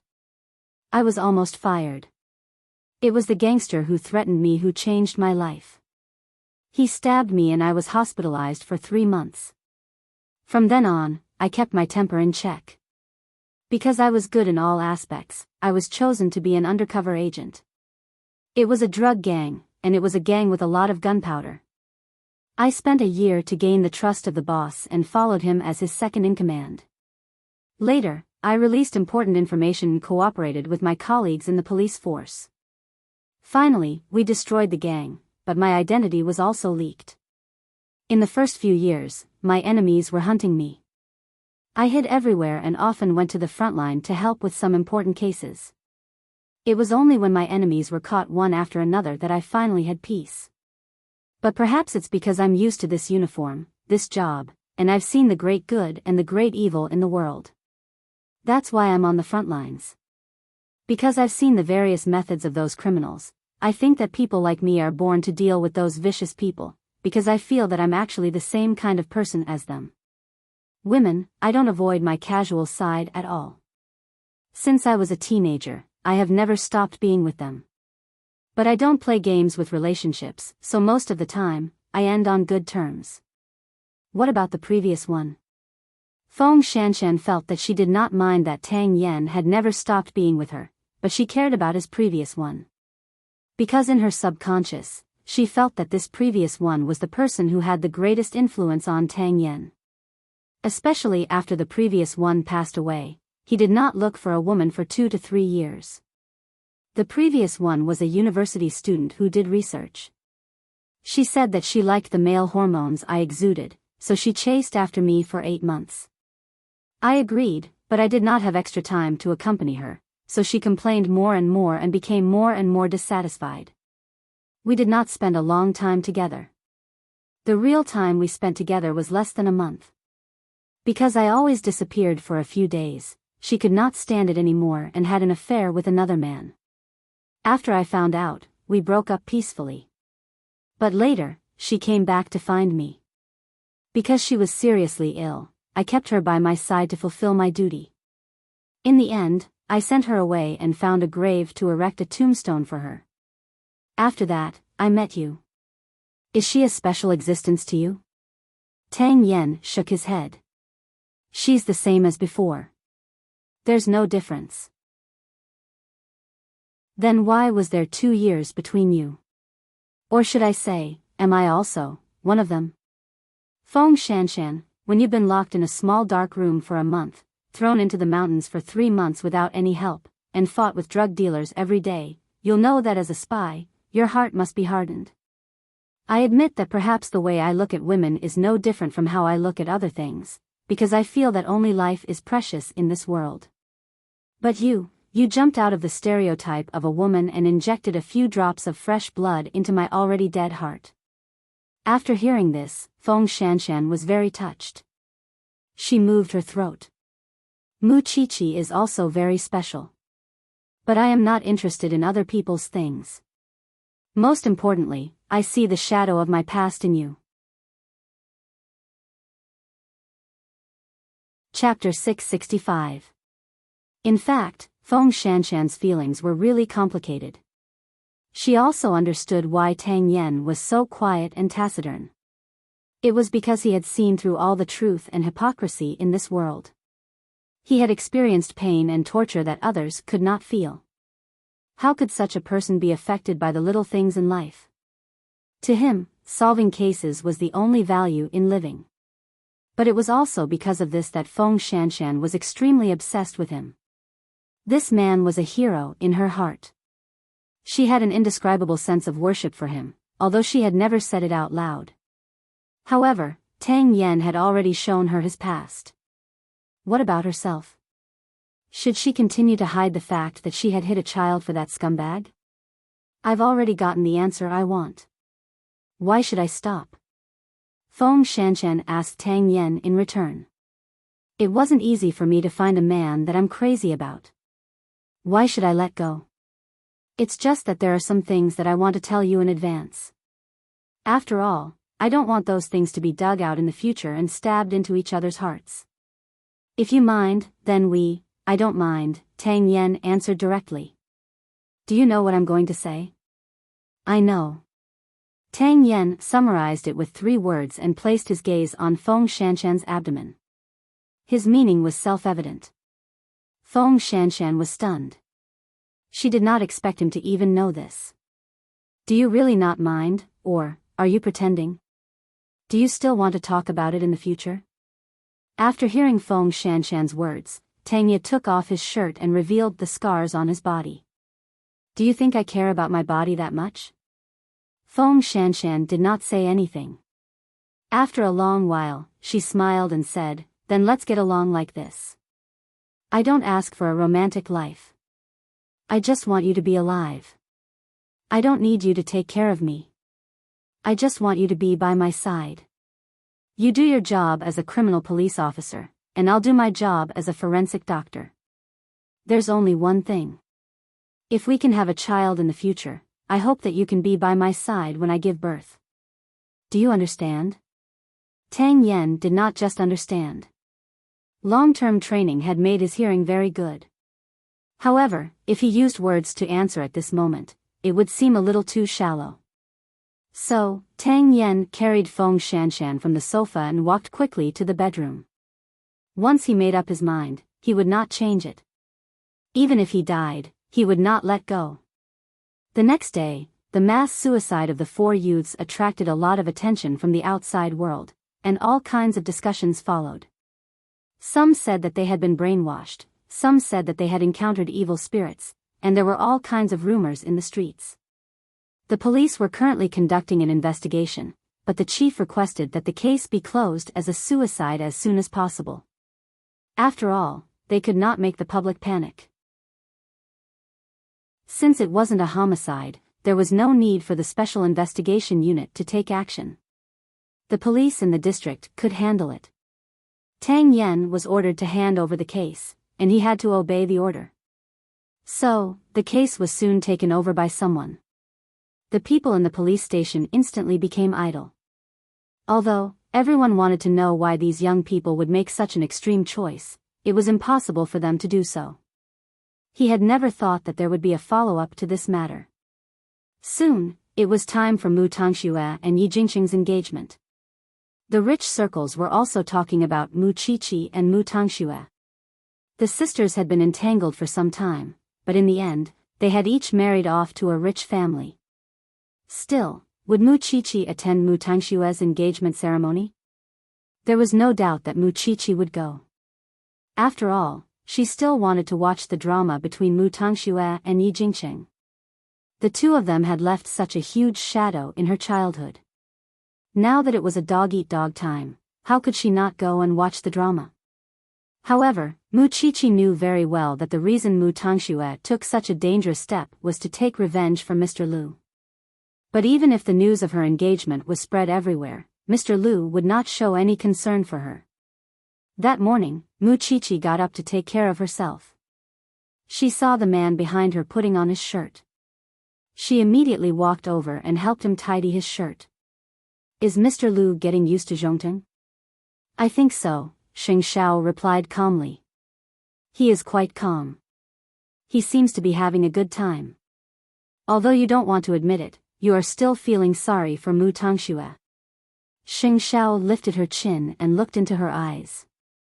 Even if Mu Tangxue is so hateful and deserves to die. If it's someone else, I will be the same even if it's not Mu Tangxue, said Mu Qiqi. Can you come home early in the morning and pick me up?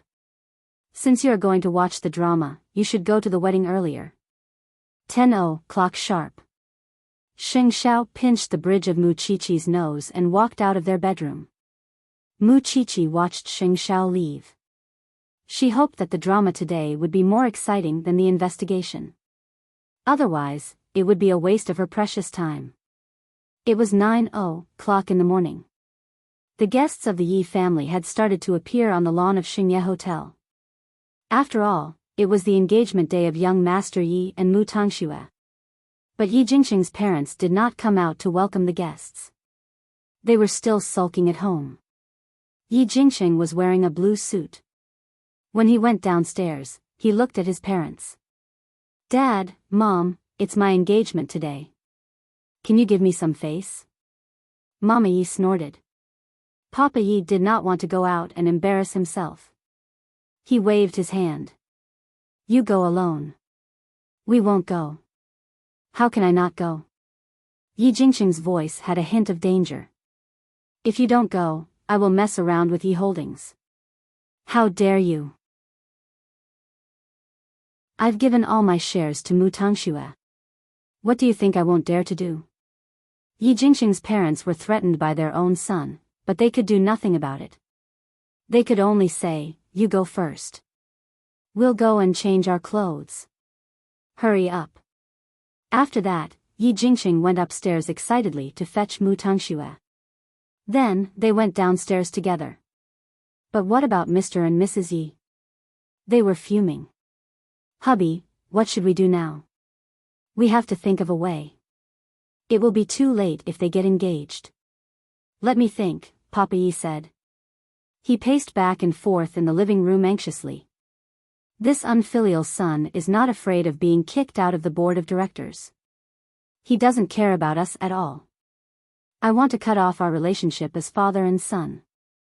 What about Mama Yi?" She looked at the red wine bottle on the table. There was no hurry. There was still room for redemption. But to be honest, how many people would go to the engagement ceremony to give their blessing sincerely? Weren't they there to watch the drama or laugh at the joke? Chapter 666. Papa Yi and Mama Yi went to their son's engagement party in ordinary attire. Mama Yi was even dressed in a solemn black outfit. It was not an exaggeration to say that she was going to attend a funeral. There was not the slightest hint of joy on the faces of the two old men. Their faces were filled with unwillingness. How was this a wedding? It was clearly a funeral. Thinking about it, Yi Jingxing was really pitiful. In this engagement banquet, other than him, the other three people probably had their own thoughts in mind. But soon, the huge lawn of the hotel was filled with guests. What surprised Yi Jingxing even more was that Mu Qiqi and Xing Xiao really came. Xing Xiao was wearing a brown coat with a gray suit underneath. He still looked like a dignified CEO. Holding Mu Qiqi, who was also wearing a beige coat, they walked to Yi Jingxing. "I didn't expect Chief Xing to come. It's really an honor for Yi Holdings. Zhongting was a military enterprise. The power behind it was mysterious and shocking. In the past year, Xing Xiao had quickly built this huge kingdom in Jianchuan with the most ruthless methods. So, it was indisputable that he was the youngest tycoon in Jianchuan." Yi Jingxing thought that Xing Xiao was disdainful. At least, to Zhongting, Yi Holdings was just an egg that would break with a light touch.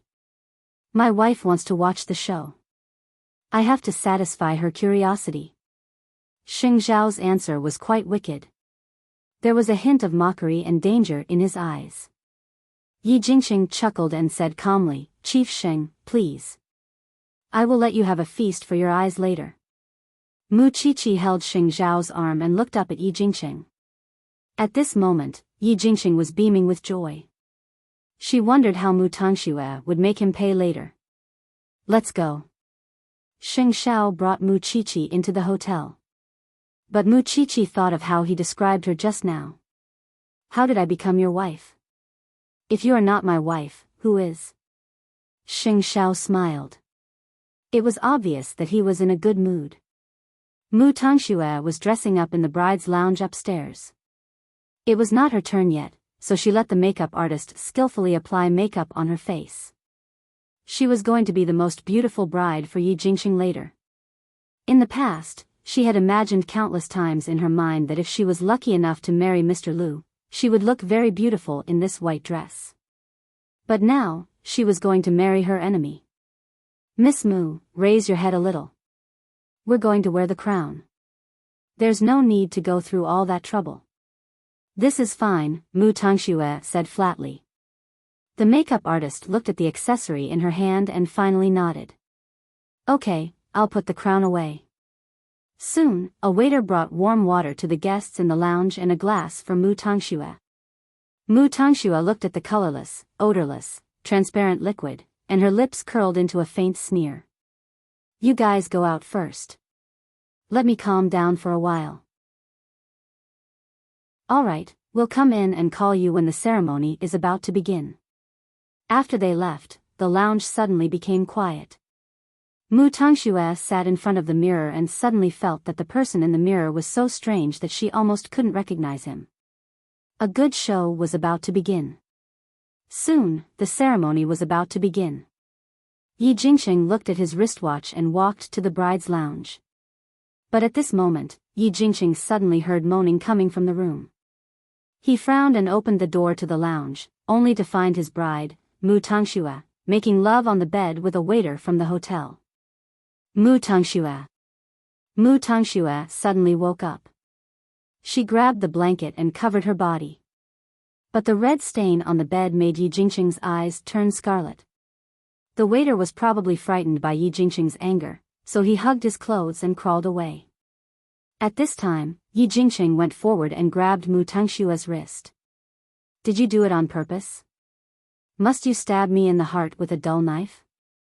I don't know anything. I was delirious just now. I became like this after drinking that glass of warm water. Mu Tangxue tried her best to explain. I'm telling the truth. Yi Jingqing's eyes were red. He turned to look at the glass of warm water on the dresser. I'll ask someone to come in and clean it up for you. No matter what, we have to get engaged first. Yi Jingqing didn't have time to think about her. He walked out of the lounge and asked the makeup artist and the others to go in again. Not only that, he walked to the lawn with a murderous look and dragged Mama Yi to a secret place. Mother, I want to ask you a question. You must answer me truthfully. What now? Did you drug Mu Tangxue? Yi Jingqing questioned Mama Yi fiercely. Mama Ye's face flashed with unnaturalness. Although she denied it, she couldn't hide it from Yi Jingqing. You can't wait to put a green hat on your son's head, can't you? Are you crazy? Mama Yi was stunned by his shout. She slapped him. I don't agree to let that bitch in. I don't agree to it. Do you understand? Unexpectedly, Yi Jingqing went crazy and pinched Mama Ye's neck. Whether you agree or not, she is my woman. No one can change that. Let go. Let go. Murder. Murder, Yi Jingqing let go of her. At the same time, Mama Yi was very disappointed. So, the first thing she did after she stood still was to complain to her husband. When Papa Yi saw the strangulation mark on his wife's neck, he immediately walked up to the stage and shouted angrily, "Today's engagement ceremony is cancelled. The Yi family will never marry such a daughter-in-law." The guests looked at each other. Although they guessed that Mr. and Mrs. Yi would be unhappy, they didn't expect Papa Yi to be so direct. Father, it's my engagement ceremony today. You can't cancel it just because you say so. We won't stop you if you insist on getting engaged. But Yi Jingqing, let me tell you, I, Yi Fengtao, don't have a son like you anymore. I want to cut off our relationship as father and son. Yi Jingqing raised his chin. He was not afraid at all. This completely infuriated Mama Yi. Shameless thing. I'll pretend that I've never given birth to an unfilial son like you. You can live with that bitch till your hair turns white. After that, Mr. and Mrs. Yi wanted to leave the engagement ceremony. This caused everyone to be unable to understand. Wasn't the Yi clan's actions a little too unsightly? However, at this moment, Mu Tangxue came out of the room in a wrinkled white dress. She looked disheveled. Her makeup was all ruined. Her neck and arms were covered with marks. It was too much to imagine. Chapter 667. Mama Yi did not expect Mu Tangxue to come out like this. She quickly said, "You bitch. Aren't you afraid of offending public decency by coming out like this? Isn't it all because of you?" Mu Tangxue splashed the cup of warm water on Mama Ye's face. "You really put in a lot of effort to stop me from marrying your son. You drugged me and gave me a man. Do you think I will let your son go just because I am ashamed? No, your whole family tortured me like this. Where do you think you're going now? When I was young, your son tortured my sister and pushed her into the swimming pool. When I grew up, your son refused to marry anyone but me and kept me by his side. It's all your son's fault. Why do you have to take revenge on me?" Mu Tangxue screamed as if she had gone crazy. "Don't talk nonsense. Are you out of your mind?" Mu Tangxue walked to the center of the stage with her arms bare. Then, she stood in front of Yi Jingqing. "In order to get me, you threatened me with Mr. Lu's life. I compromised. I'm willing to marry you. But why didn't you control your mother? Why did you let me suffer so much? Are the Yi family all devils? Yi Jingqing, how can I marry you after your mother made me like this?" "Huh. I've already asked the people at the hotel, and they found out that your mother was the one who drugged me. Mu Tangxue, was humiliated 1,000 times in front of the Yi family." "Tangxue." Yi Jingqing's heart ached. "I didn't know it would become like this. You don't know what you can't do to get me?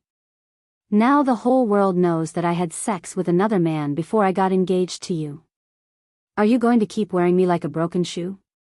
Yi Jingqing reached out his hand. But he felt ashamed to grab Mu Tangxue. Because it was Mama Yi who did it. It was the person closest to him who did it. "What I gave you is the drug that caused you to be in a coma. It's not a drug that makes you seduce men. You are debauched. What excuse do you find to slander me?" At this moment, Yi Mu finally couldn't bear to roar out. That being said, it also confirmed that she had drugged Mu Tangxue. "You admit that you drugged me. That's good." Mu Tangxue laughed miserably. "Yi Jingqing, even if you still have the face to ask me to marry you, I will never marry you again. Because your whole family is full of scum. Scum through and through." In the end, Yi Jingqing reached out and grabbed Mu Tangxue, but she quickly dodged his hand. "Get lost. A mother-in-law set up her daughter-in-law to sleep with someone else on the day of her engagement. If this gets out, your family will be the laughing stock for the rest of your life." "Tangxue, I know. You still won't let me go, but it's fine. I know very well that you'll only let me go if I die in front of you, right?" With that, Mu Tangxue crashed into the stone pillar of the ceremonial platform. The MC was shocked and quickly hugged Mu Tangxue. "Don't do anything stupid." Mu Tangxue sat on the ground and cried, her heart breaking. When Yi Jingqing saw Mu Tangxue breaking down like this, the last line of defense in his heart was finally broken. "I don't want to marry you. I don't want to." Mu Qiqi stood below the stage. Her expression was very calm from the beginning to the end. She still thought that Mu Tangxue acted well, but she was not smart enough. Although this method humiliated the Yi family, it also hurt herself. Wasn't it not worth it to use her innocence to punish Yi Jingqing? However, she seemed to understand Mu Tangxue's grievances. Her current actions showed that she had given up on herself. On the stage, Yi Jingqing couldn't help but take 2 steps back. After such a long dream, he finally woke up. So, he walked up to Mr. and Mrs. Yi and told them, "You won't have a son anymore. In this lifetime." Then, he left the hotel, abandoned everything behind him, and drove his sports car as fast as he could on the road. Although Mr. and Mrs. Yi hated Mu Tangxue, they felt that it was more important to pursue their son now. So, they ignored the guests and chased after her. The guests left one after another. At this time, Mu Qiqi walked up to Mu Tangxue, took off her beige coat and put it on her. You did it on purpose. It's not over yet. Mu Tangxue looked at Mu Qiqi and smiled. Sister, do you know? We've been fighting for so long, but today is the happiest day for me. Because I did something that I wanted to do, instead of following in your footsteps and being your shadow. Mama Yi is an idiot. She thought I didn't know what she was going to do. But she didn't expect that even if she didn't drug him today, I would still do it and slander her. Let me tell you a secret. Yi Jingqing's car was tampered with. Even if he doesn't die today, when he realizes that it was all my plan, do you think he will feel like 1,000 arrows piercing his heart? This is the price he has to pay for touching Mr. Lu. At this moment, Mu Tangxue did not look like she was in pain. She only looked happy. She had sacrificed everything for Mr. Lu. Sister, arrest me. I should have gone in earlier to atone for Grandma and Mommy. If there's a next life, I will learn from you and be a good person. At least, when I fall in love with someone, I won't have to lie to hide my filth anymore. Mu Qiqi did not say anything. Giving her a coat was already the most benevolent thing she could do. As for whether Mu Tangxue was guilty or not, it was not within her jurisdiction as a forensic assistant. On the road in Jianchuan, a blue Lamborghini was speeding on the road. The traffic police tried to stop it, but it was too late. Yi Jingqing hit the guardrail and the car flipped over. When Mama Yi saw it, she fainted. But the miracle was that Yi Jingqing was not dead at all. He could not die. After all, he had to live to hear the truth. Mu Qiqi did not like such a bloody ending. At least, she did not need to pay for what she had suffered when she was young with a human life. After all, she knew how precious life was. It was good that Yi Jingqing was not dead. Just as Mu Tangxue said, she was looking forward to Yi Jingqing's expression when he found out about this. After what happened today, the Yi family would not have the face to stay in Jianchuan anymore. When Mu Qiqi saw this, she could not help but look back at her man. Xiao, give her a place to settle down. It's best to throw her in Zhongting's factory.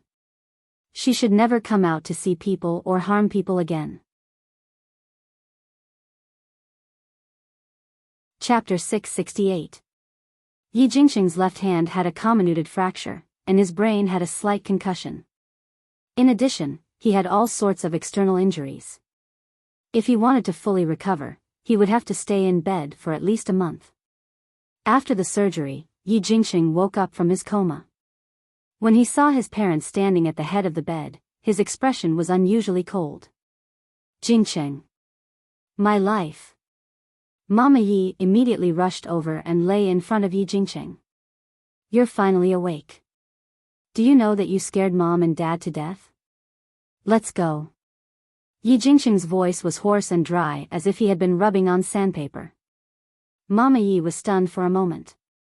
Then, she said to Yi Jingqing, silly son, do you know that all the plans today were planned by that woman? Mom did drug him, but it was a knockout drug. How could I let my son be so humiliated? Besides, the police have checked your car just now and found that there are stones under your brakes. Isn't this going to kill you? Jingqing, you have to believe me, Yi Jingqing didn't want to hear anything. He just wanted to sleep. So, no matter how Mama Yi explained, he just closed his eyes. Mama Yi was helpless. In the end, she could only keep quiet and let Yi Jingqing rest. She would definitely find evidence of Mu Tangxue's cruelty. It was all because of that woman that the Yi family ended up like this. When Mu Tangxue woke up again, she was already in Zhongting's internal factory.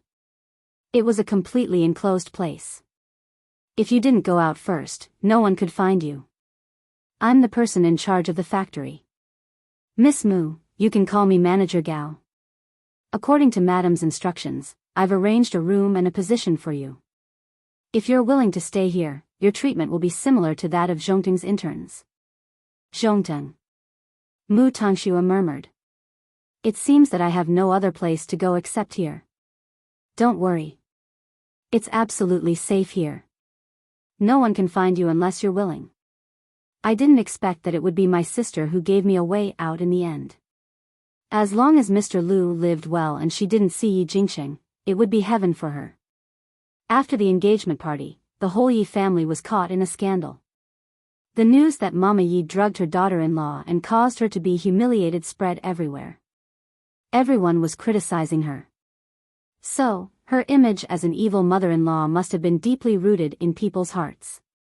The Yi family would not be shaken by this matter, but it would definitely be laughed at. Unfortunately, Father Yi and Mother Yi were such people who cared about their faces. Now, apart from staying in the hospital, the two of them refused to go anywhere. In fact, it was to avoid the gossip of the outside world. After Yi Jingqing woke up, he didn't talk to his parents at all. He didn't even blink. He was in a daze all day because he had a lot of questions in his mind. He just wanted to find a chance to run out of the hospital. Soon, Yimu left the ward to the bathroom, but when she came back, she saw that the person who should have been lying in bed had disappeared. Yi Jingqing went to the hotel and found the man who was having sex with Mu Tongxue in the room. Seeing that Yi Jingqing was covered in wounds, the man was frightened and quickly begged for mercy. "Mr. Yi, I don't know anything. I didn't have sex with your wife. She just asked me to act." Yi Jingqing grabbed his collar and pushed him against the wall. "If you dare to say a word, I will make you wish you were dead." "It's true. Your wife is really good at acting. I really didn't touch her." Yi Jingqing couldn't use force, so he let go of the waiter's collar and leaned against the wall, panting. "Other than this, what else do you know?" I think your wife really doesn't want to get engaged to you. She even asked another colleague of ours to buy some medicine for her. As you know, the hotel has that kind of service. They also have a special channel to get the special medicine. Get lost. Yi Jingqing understood what he meant. It was all a show that Mu Tongxue had written and directed. It turned out that his mother's explanation was true. Mu Tongxue didn't want to marry him from the beginning. She even embarrassed him so much and tampered with his car. Did she want him to die that badly? Mu Tongxue, how could you be so cruel? Did I make you feel so bad? Then, Mama Yi caught up with him and saw her son kneeling on the carpet. She quickly went to help him. "Jingqing, get up. Get up. Get lost, all of you." Yi Jingqing said helplessly. "Am I not good enough to her? I treat her with all my heart, but I didn't expect that someone would want to kill me. Jingqing, she's the bitch. It's not your fault." Yi Jingqing broke free from Mama Ye's grip and walked out of the hotel. "Mu Tongxue, come out. Come out now." Yi Jingqing shouted on the street, completely ignoring the traffic. "Don't you want me dead? I'll die in front of you now. Is this the only way to avenge your Mr. Lu? Bitch." After shouting, Yi Jingqing turned around and stopped in front of a big truck. Then, he heard the brakes.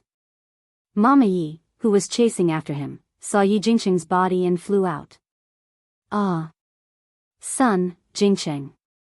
Was there anything more exciting than this?" "No. Mu Tongxue would rather destroy her innocence than be with him.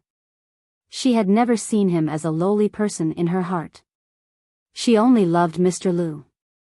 At this moment, Yi Jingqing felt that there was no meaning in living anymore. He just wanted to end it all.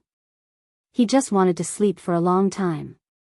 Late at night, Mu Qiqi received the news that Yi Jingqing had committed suicide. Not only did he want to die, but he also wanted to harm other people's truck drivers. What did other people do wrong? Mu Qiqi had no pity for people like Yi Jingqing. He was a scumbag who did not deserve anyone's pity. But maybe he was lucky or something else, he did not die. But his limbs were broken. Even if he recovered, he would be disabled for life. Maybe it was because she saw the news on the news. Although the news was very subtle, it said that a man surnamed Yi committed suicide for love and endangered traffic safety. However, when she saw him a few days ago, he was still arrogant and haughty. So, Feng Shanshan said to Tang Yen while drinking milk, Mu Qiqi's sister is really capable. Is this your attitude towards this matter? Tang Yen asked Feng Shanshan as he tidied up the coffee table. I know you respect life, but this scumbag really doesn't deserve any pity. Love can't be forced. It's fine if it was a normal woman, but she dared to mess with a drama queen. She deserved it. Tang Yen glanced at her and did not say anything. He just let her be.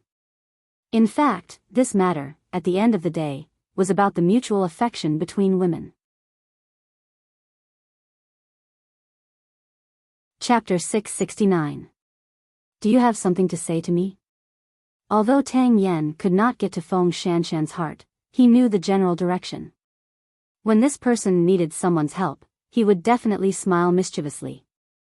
Of course, he did not know that Feng Shanshan and Mu Qiqi were very similar in this aspect. Feng Shanshan lowered her head and drew circles on his muscular chest. Aren't you a boxing champion? You can fight and fight. Can you teach me some self-defense skills?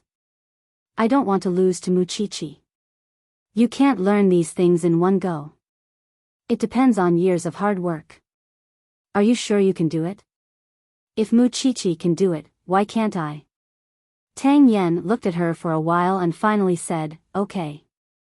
I'll change the bedroom next door to let you practice martial arts.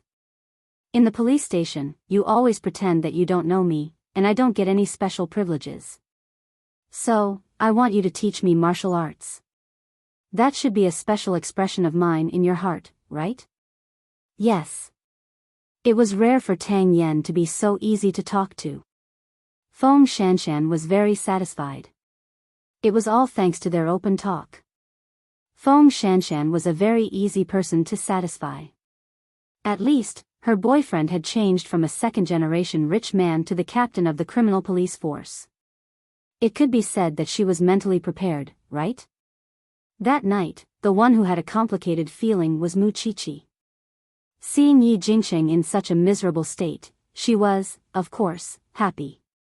But at the same time, she felt a little uncomfortable. Because all these things happened to her sister. They were twins. Mu Tangxue was disheartened. It was normal for her to feel it. After Xing Xiao finished his shower, he came out of the bathroom. Seeing the little one in a daze on the bed, he walked over and hugged her. I don't remember teaching you to be sentimental. Your wife is very emotional.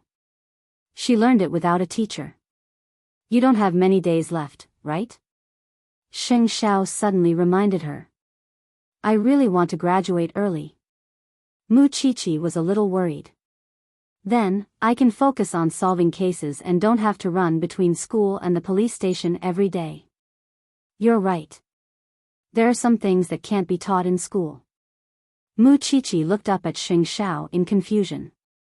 Then, Xing Xiao leaned over seductively and moved the tip of his nose closer. For example, love. Bah, I remember third brother asking me if you have the final say in the family. He even used an idiom. Do you remember? Mu Qiqi lowered her head and thought for 2 seconds. Then, her face turned red. Let's try it tonight?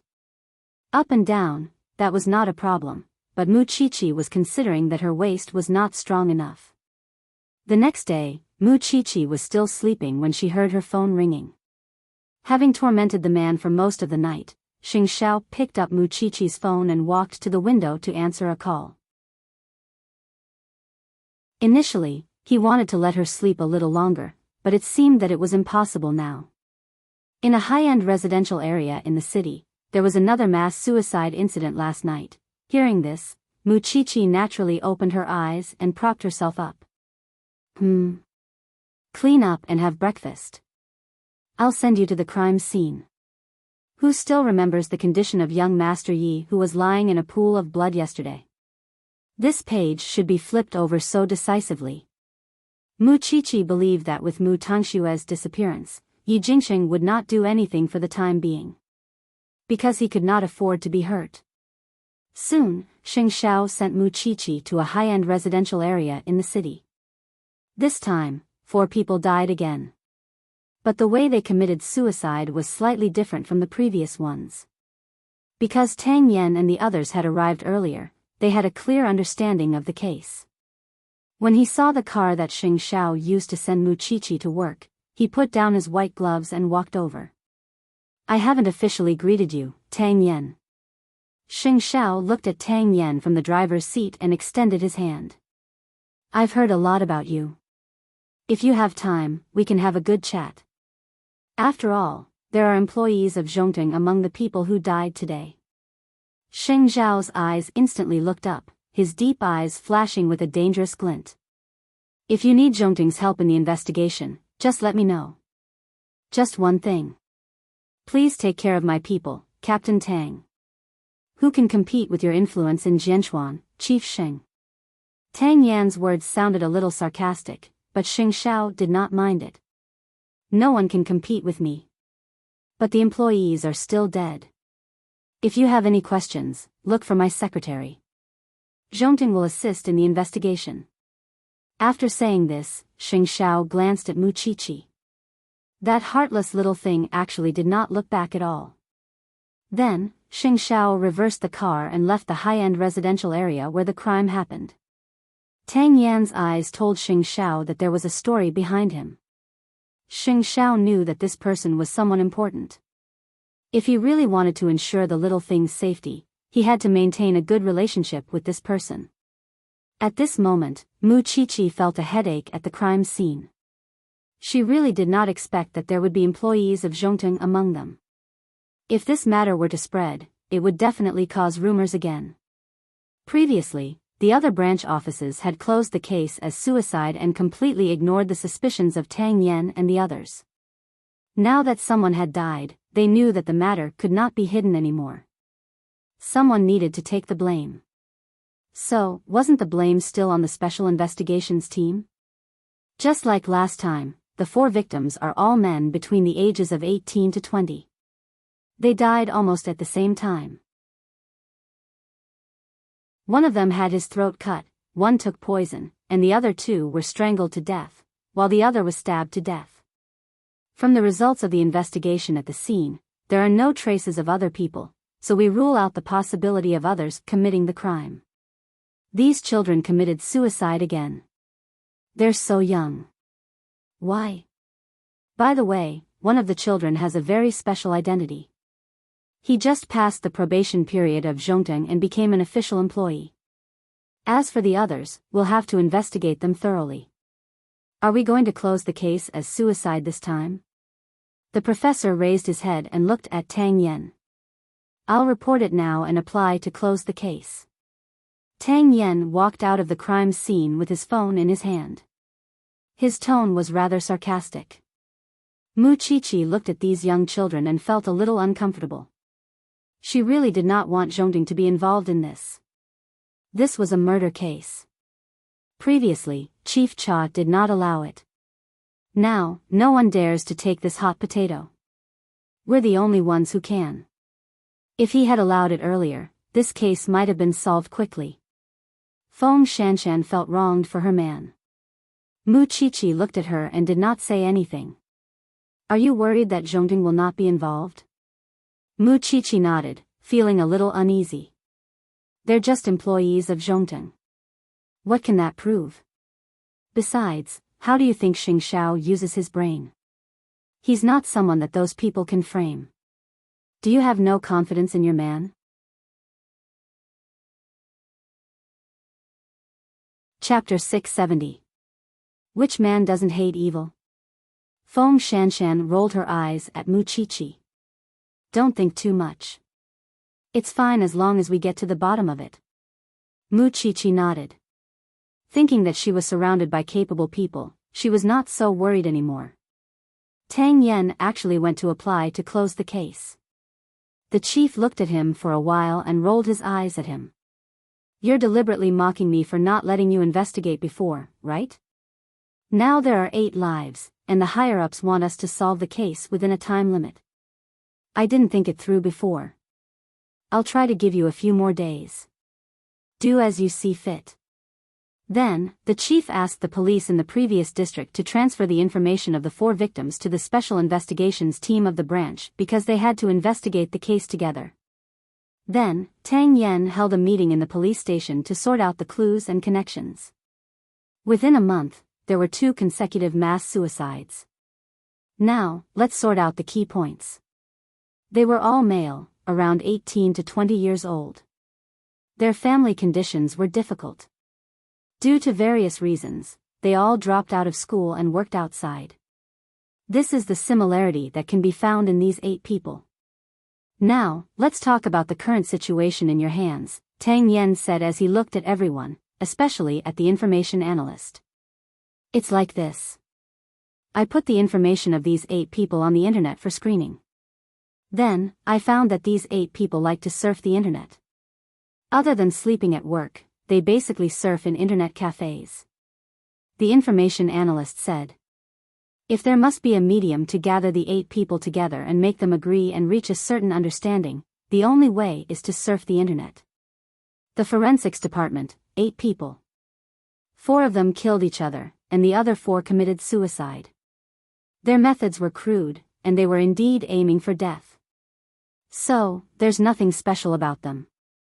Of course, I've given a detailed description of all the murder weapons, including the bayonet, electric shock stick, and potassium cyanide. This should help you find the source of the murder weapons, the professor explained. Tang Yen nodded. It seemed that they really could not rely on the forensics department for this case. The only thing we can do is to find out if there are any similarities between these 8 corpses. Muchichi, what do you think?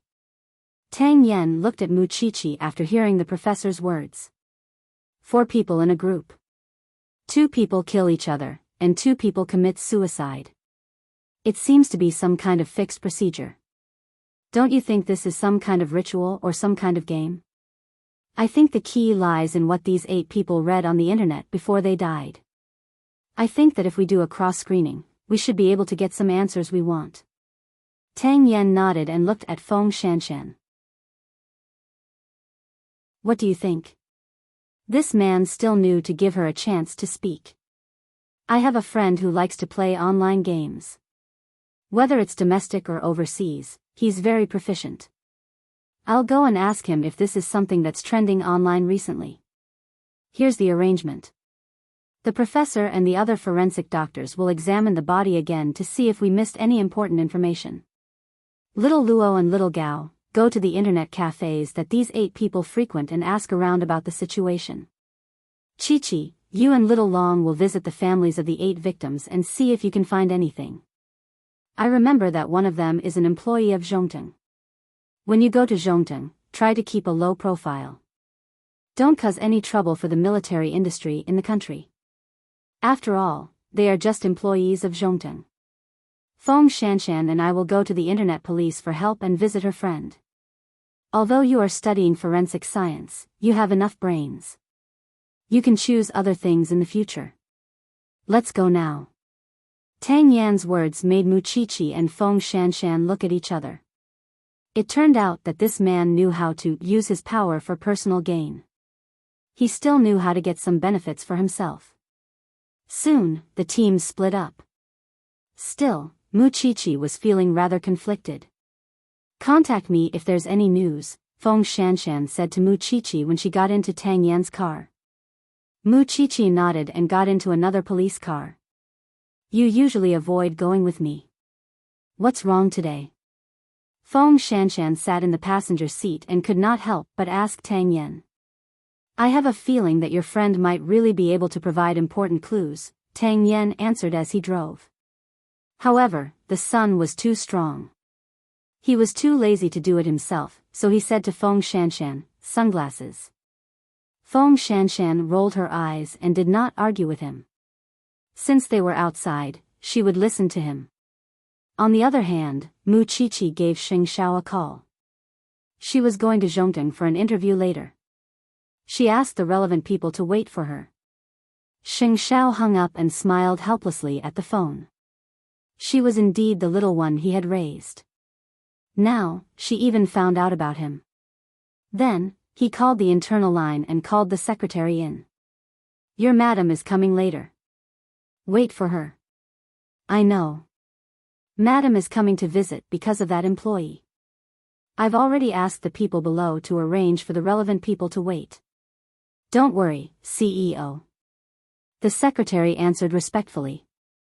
I just don't know if she needs me to wait by her side when she comes later. Wait. Just wait. If she needs anything, just cooperate with her.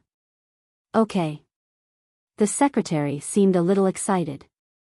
Xing Xiao saw it and was a little confused. The secretary quickly explained, because I like Madam very much and I want to see her professional appearance.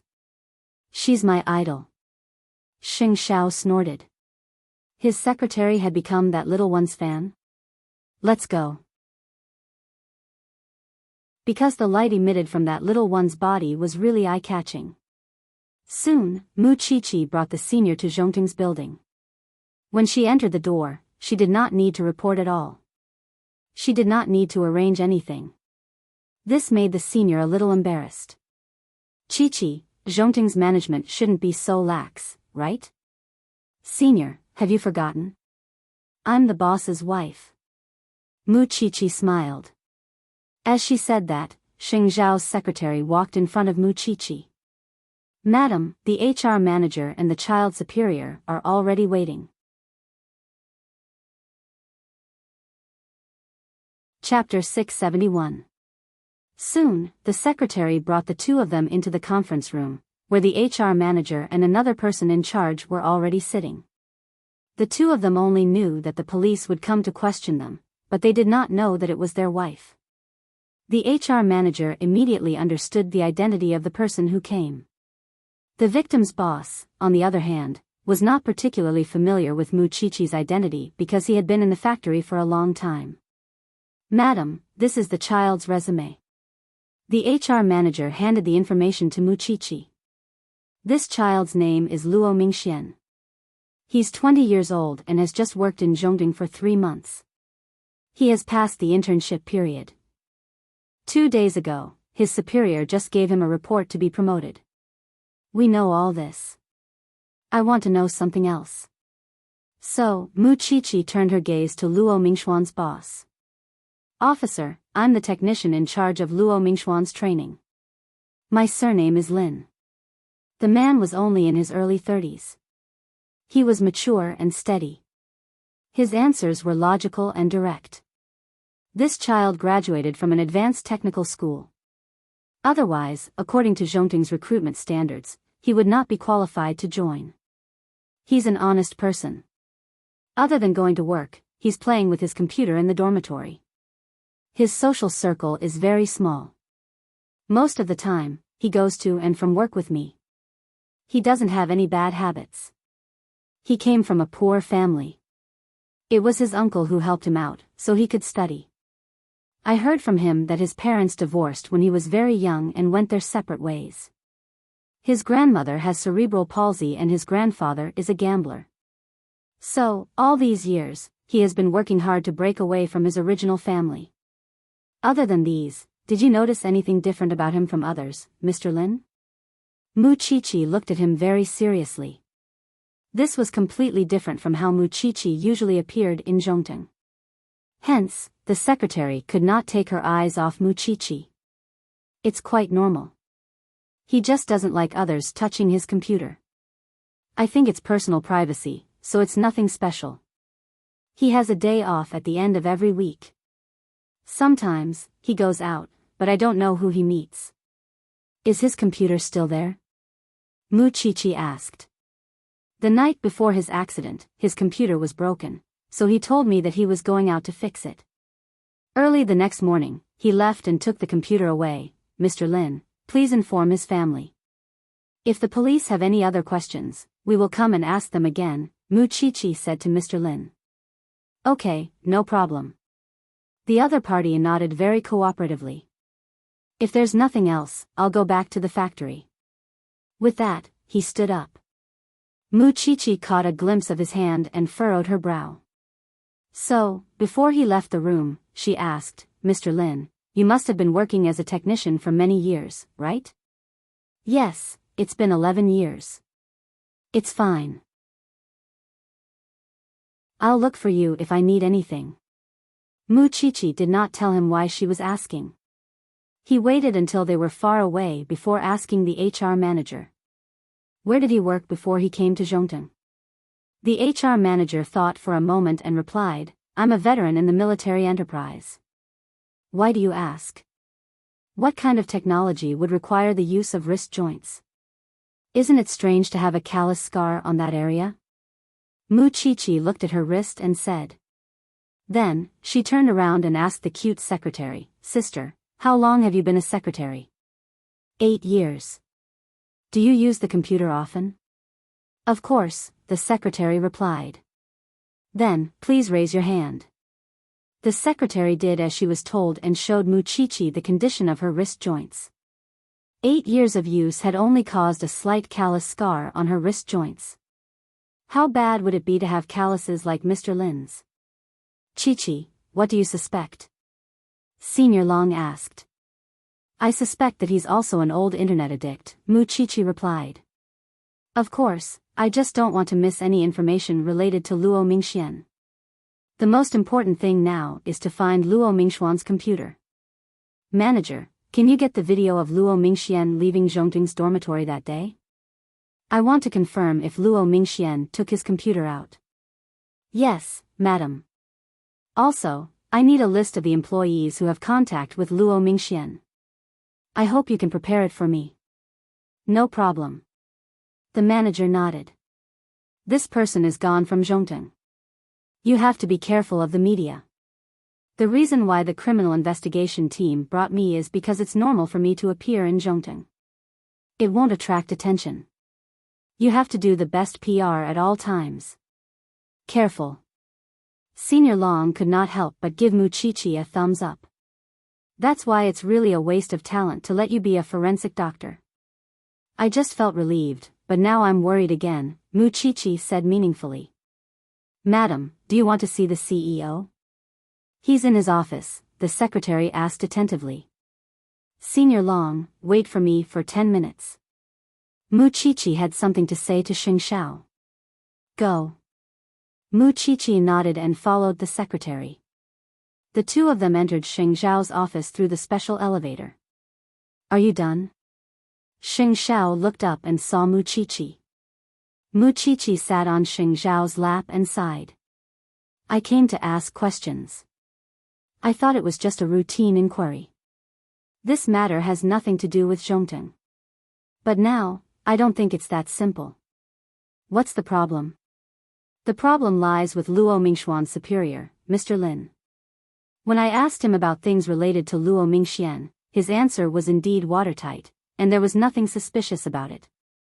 However, he did not tell me that he also likes to surf the internet, and that he is addicted to it. This deliberate avoidance makes me feel uncomfortable. I think he knows the inside story. That's why he deliberately avoided it. Xing Xiao saw Mu Chichi's serious look and pinched her nose. Forensic Dr. Mu is really observant. Don't worry, go.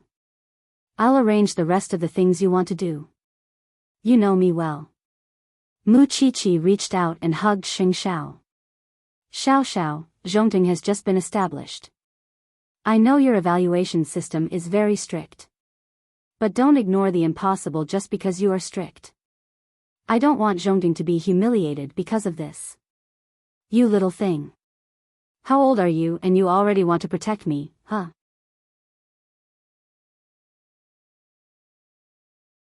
Chapter 672. Xing Xiao lowered his head and kissed her lips for a moment. Finally, he smiled. Got it. Go. Mu Chichi left the matter of the Lin family to Xing Xiao, and left Zhongtong with Brother Long. It was only then that Xing Xiao called Su Che out. Go and investigate that Lin man. Report to me immediately if you find anything. Understood. Su Che immediately took action. Xing Xiao would only feel at ease leaving such matters to Su Che. Madam seems to be worried that Zhongtong will be implicated. After Mu Qiqi left, the secretary said to Xing Xiao, "They probably don't want the president to get involved in this mess." Xing Xiao didn't say anything. He knew what the little one was thinking. She had placed him at the center of her heart. On the other hand, Feng Shanshan brought Tang Yan to find her friend who was good at online games. The other party was currently fighting in the club. From the looks of it, he should have some family background to be able to spend money in such a high-class place. Shanshan. The man thought he was seeing things. "I haven't seen you in a long time. Are you here to see me?" "This is Officer Tang from the Jianchuan branch's Special Investigations team. He's here to ask you something." Feng Shanshan briefly introduced Tang Yan behind her and sat down beside the man. "I'm a good citizen. I definitely didn't do anything illegal. Don't be nervous. We just want to know if there are any interesting online games on the market recently. I know you're proficient in foreign news, so I came to find you." Feng Shanshan immediately explained. "Oh, then what kind of games do you want to know?" "As you know, there are many types of games. There are puzzle games, training games, and competitive games. Are there any types of games that require 4 people to form a team and have their characters enter the game or roleplay? Let me think about it. Are there any other details?" The man with the crew cut asked. "This shouldn't be called an online game, right? 2 people committed suicide, 2 people killed each other." The other party shook his head. "Is there such a perverted game? I've never heard of it. It can't be a popular game right now. Otherwise, I would definitely know of it." Feng Shanshan sighed and patted him on the shoulder. "All right, thank you. It's fine now. Continue playing." After saying that, Feng Shanshan got up. She thought that she could get something out of this man. But now, it seemed that he had made a wasted trip. But just as they were about to leave, the man stopped her. "Wait, Shanshan. I just remembered something." "What is it?" "Recently, there's a new forum called the Dark Abyss. I heard that this forum is very popular and very mysterious.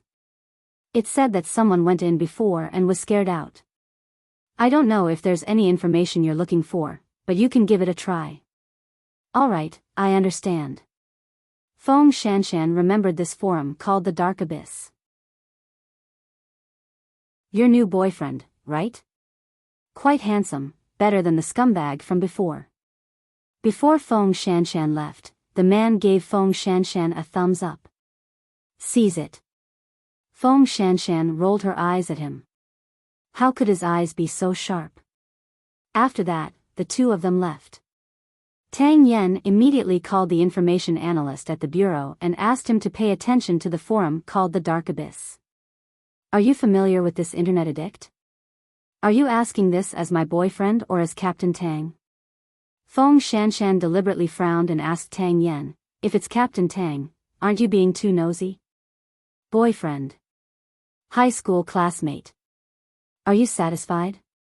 Feng Shanshan raised her eyebrows and asked Tang Yan, "Can I treat Captain Tang's behavior as jealousy?" Tang Yan did not say anything. He just reached out and opened the door of the SUV. Feng Shanshan followed behind and snickered. She felt a lot more comforted because she finally felt that she had some place in Tang Yan's heart. At least, if it was in the past, he would not have done such a boring thing and asked such a boring question. Several teams gathered at the bureau in the afternoon, and each of them brought back different information. "There shouldn't be any big problems with Zhongteng, right?" Feng Shanshan asked quickly when she saw Mu Qiqi. "It's hard to say." Mu Qiqi thought of Mr. Lin. "However, I also feel that it might be because I've gotten used to looking at people with suspicion recently. Everyone looks like a murderer. Maybe I'm just being paranoid. Tell us later and let everyone analyze it together. Won't we know? What about your side? Do you have any clues?" "I know about a forum called the Dark Abyss. For the time being, I don't know if it has anything to do with these 2 suicide cases." Mu Qiqi nodded. Everyone sat in the conference room of the bureau. Tang Yan had just come out of the autopsy room and was about to hold a meeting with everyone. However, at this moment, the chief brought a tall female police officer in a police uniform to everyone. "I've found a helper for you. This is Officer Gao. She specializes in fighting cyber criminals and has a lot of experience," the chief introduced. "Tang Yan, you're still in charge of commanding, but you should listen to Officer Gao's opinion. She's an expert in this area." As soon as the chief finished speaking, the tall and slender Officer Gao walked up to Tang Yan and extended her hand. "I've heard a lot about you. Welcome." Tang Yan was obviously just being polite. "We're preparing for a meeting now. Officer Gao, will you join us?" "Of course. There are already 8 deaths now. It's just that I'm a little curious. Why are there so many young girls in your special investigations team? They're forensic assistants. Do assistants have to attend meetings too? I thought they weren't official staff and didn't have the right to speak on the case." After saying that, Officer Gao deliberately looked at Mu Qiqi. Mu Qiqi and Feng Shanshan looked at each other and then got up from the table. "You guys go ahead. We'll go to where we should be." "Sit down," Tang Yan ordered. "I'm still in charge here." Officer Gao's expression was obviously a little ugly. Although she had long heard of Tang Yan's straightforward personality and bad temper, she did not expect him to not give others any face. After all, they were of the same rank. "These 2 children are used to following me to the field, so there's no need to send them away. Of course, Captain Tang has the final say here." The other party obviously did not intend to continue to push Tang Yan's buttons. However, Feng Shanshan was already obviously unhappy. This was because a woman's intuition had always been very accurate. This Officer Gao might not only be here for the case, but also for the man.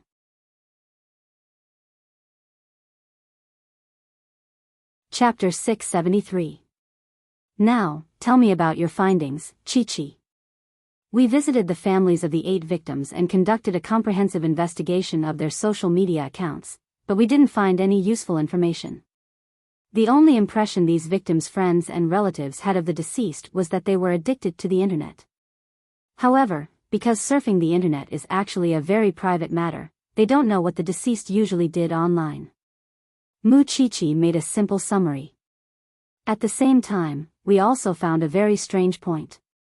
The computers of these 8 victims were either damaged or lost for various reasons." "Other teams, continue." After Tang Yan heard this, he turned his gaze to the others. "According to the information you provided, Captain Tang, we found the forum called the Dark Abyss. However, there are extremely high conditions to access this forum. Not to mention that the entrance is difficult to find, the address is fluctuating.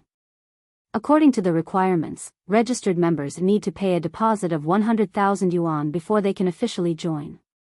We haven't been able to decipher it yet, so we can't check the contents for the time being." After hearing this, Officer Gao, who was sitting in her seat, laughed. "This is a typical cybercrime. It should be under the jurisdiction of our department. We really shouldn't let you run errands for nothing. Officer Gao, what do you think? I can give you a detailed explanation now, but I don't want any unofficial colleagues to be present. After all, they're not from the police station. If the news gets out, who will bear the responsibility? After all, didn't this woman still feel that Mu Qiqi and Feng Shanshan were eye-catching?" Therefore, the 2 of them consciously stood up. "Captain Tang, let's go back to the forensics laboratory first."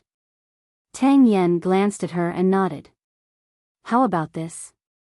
Officer Gao said that this case is a cybercrime and doesn't belong to our major crimes division. "I'll go to the chief now and hand the case over to you." Officer Gao's expression turned ugly again.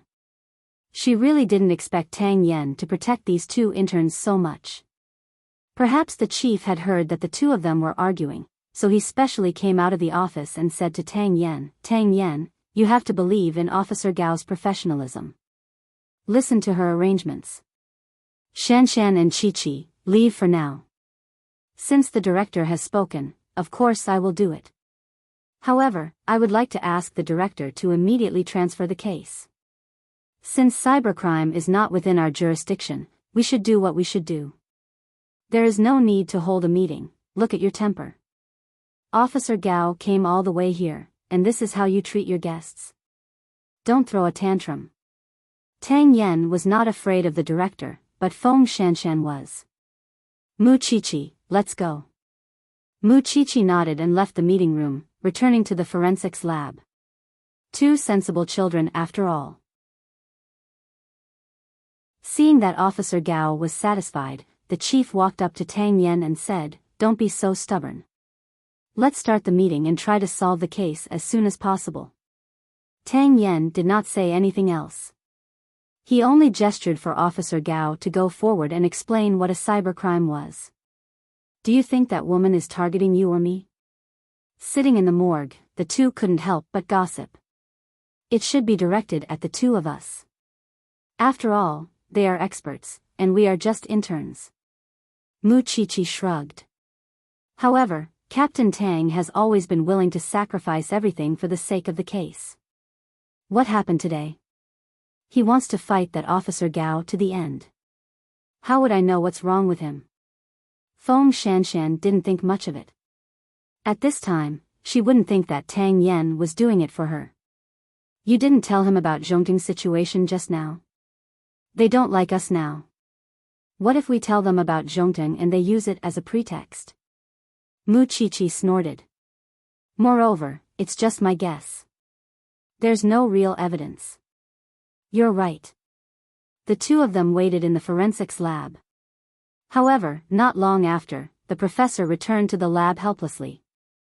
How is it, Professor? Only an information analyst can keep up with what Officer Gao said. How can people like us who don't understand computers understand?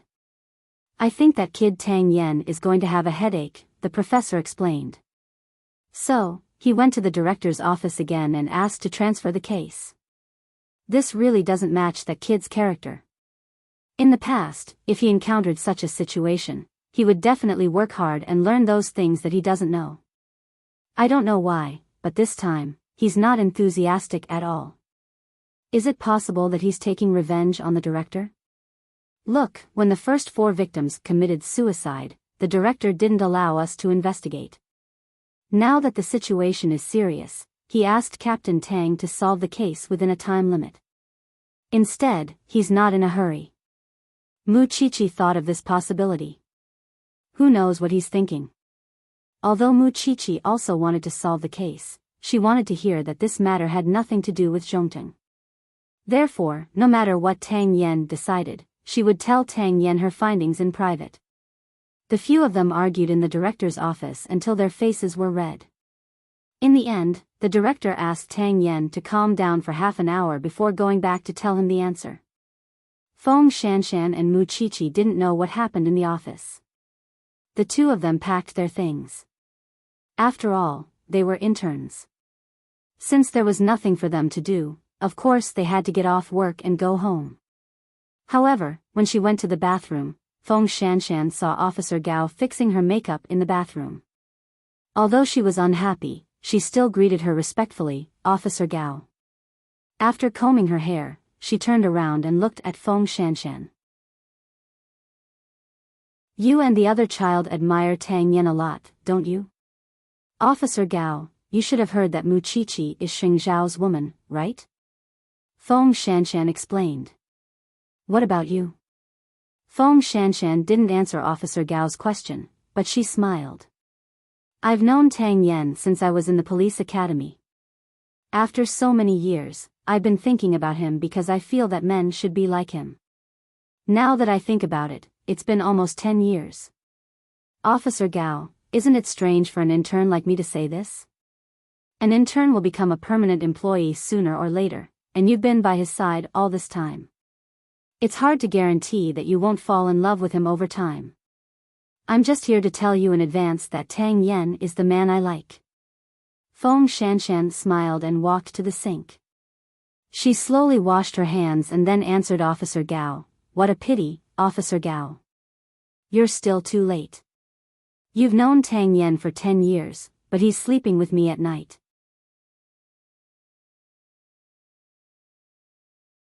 Chapter 674. She could imagine the expression on Officer Gao's face behind her. Then, she told Tang Yen about it. After Tang Yen read the message, he did not even frown and silently put away his phone. He did not tell the team not because Feng Shanshan could not be seen, but because he felt that it would be inconvenient. However, if this matter was made public, he would not feel that there was any problem. He was a prodigal son who mixed in relationships. How could he not know that Officer Gao had a good impression of him? He insisted on doing official business and did not intend to leave any face for Officer Gao. This was because he did not want to have any connection with Officer Gao other than in official business. Now, Feng Shanshan had solved this problem. Officer Gao had to admit that when she left the bathroom, her expression was very ugly, but that was all. She had been paying attention to Tang Yen for many years and knew that Tang Yen had many girlfriends, but none of them lasted long. Even if his current girlfriend was Feng Shanshan, it was only because Feng Shanshan was young and beautiful. She always thought that no matter how many girlfriends Tang Yen had, they were just taking care of her man. Shouldn't a man like Tang Yen need a very powerful woman to be compatible with him?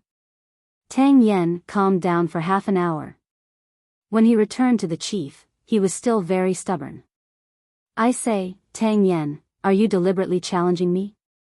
Do you know how much effort we put in to invite Officer Gao over? I know you're very capable, but your expertise is not in cybercrime. Chief, there are 8 lives now. If Officer Gao still wants to do what she wants and thinks that she has the final say here, then you can transfer the case away. You're really hopeless. The chief had no choice but to turn around and try to persuade Officer Gao. In the end, the other party compromised. Are you satisfied now? I hope that Officer Gao will do as she said and fully cooperate. Even if she doesn't cooperate, I hope that she won't hold us back. After saying this, Tang Yen walked out of the chief's office. The relevant departments of the Ministry of Industry and Information Technology also provided the recent visit records of the deceased on the internet. After cross-screening, one of the high-hit addresses really included the Dark Abyss. Of course, there were a few other web pages. Although the Dark Abyss is very suspicious now, we can't miss the other domain names. Old Sheng, get a way to enter the Dark Abyss as soon as possible. The others are responsible for investigating the other domain names. Move fast. Feng Shanshan, Xiaolong, and I will go to the crime scene again. As for Mu Qiqi, go home and find your family. Because Feng Shanshan told Tang Yen about Mu Qiqi's discovery in Zhongteng, Tang Yen asked Mu Qiqi to follow Mr. Lin's lead.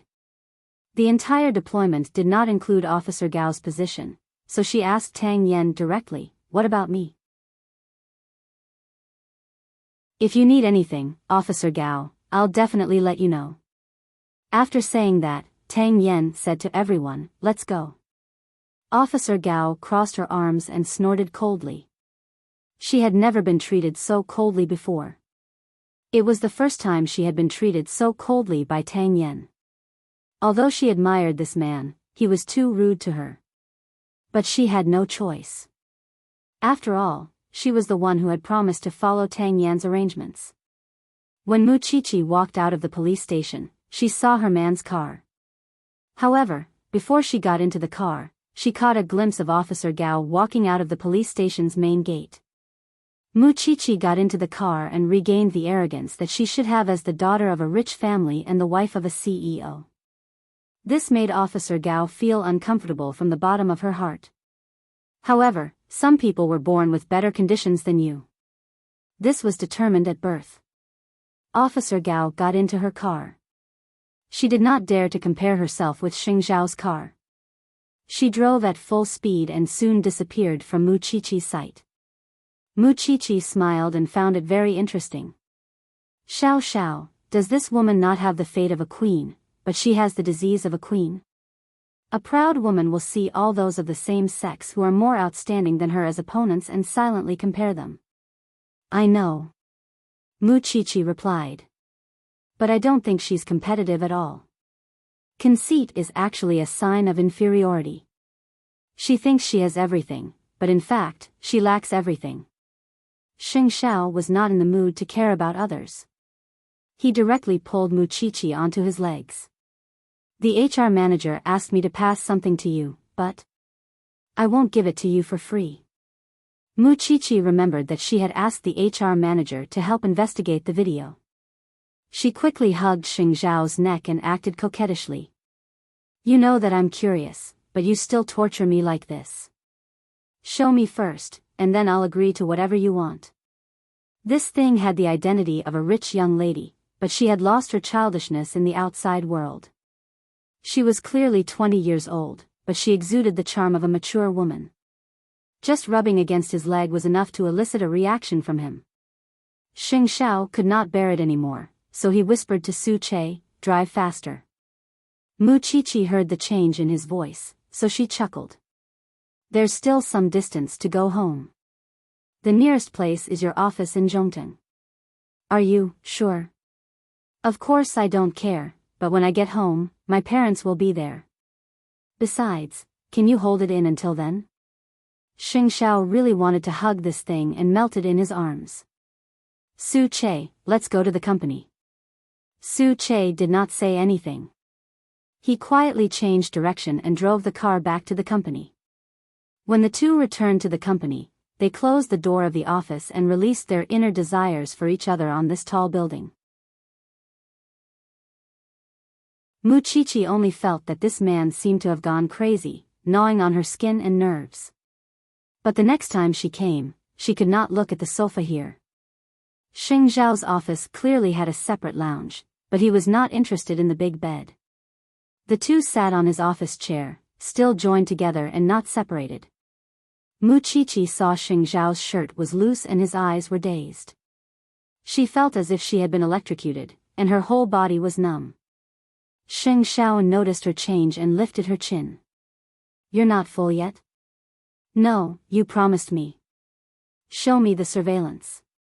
Xing Xiao's posture did not change. He just turned on the computer and played the surveillance for her. At that time, Luo Mingxian did leave with the computer, and it was very early. You must have investigated that man with the surname Lin, right? According to Su Che, this man is normal. He goes to work and takes care of his daughter when he gets home. He used to be addicted to the internet, but in recent years, he rarely has the time to indulge in it.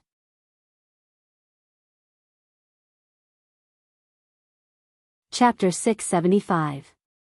Are you sure you want to discuss such a serious topic with me in such a position? Xing Xiao asked as he held her neck. Xiao. If, and I mean if, Captain Tang gets the domain name of the Dark Abyss, can I spend 100,000 yuan to register it? Are you crying to me about being poor? Xing Xiao raised his eyebrows. Compared to the other rich young ladies, Muchichi was practically a thrifty housewife. She was not interested in branded jewelry or clothing. It was rare for her to go shopping. Xing Xiao had asked the designer to make the clothes for the season and send them over directly. In this aspect, she was not like a woman at all. You know that I don't usually spend money. 100,000 yuan is not a small amount. No one's money grows on trees. I also feel sorry for my man. Xing Xiao couldn't do anything about this little thing.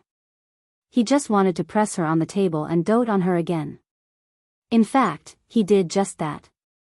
After both of them were satisfied, Xing Xiao slowly brought Muchichi back to the banyan courtyard. However, as soon as they reached home, Muchichi lay on the bed and fell asleep. After all, she had been tormented for a few hours and her energy had been drained. Then, Xing Xiao made a call in the study. With his connections, it shouldn't be too much of a problem for him to find out about the forum called the Dark Abyss from the young masters he knew. He would see the results tomorrow morning. On the other hand, Tang Yan and the other two went to the scene of 2 more murders. Because the bodies had been moved away, the entire room seemed much emptier than before. The 3 of them carefully investigated the scene again and focused on searching the computers of the victims. Tang Yan did not even let go of the ceiling. However, they still found nothing. Perhaps it was because the lights were off and the three of them were holding their flashlights, but just as Feng Shanshan was about to put away her phone and turn on the lights, she accidentally swept the TV wall and found a red dot. Captain Tang, found something.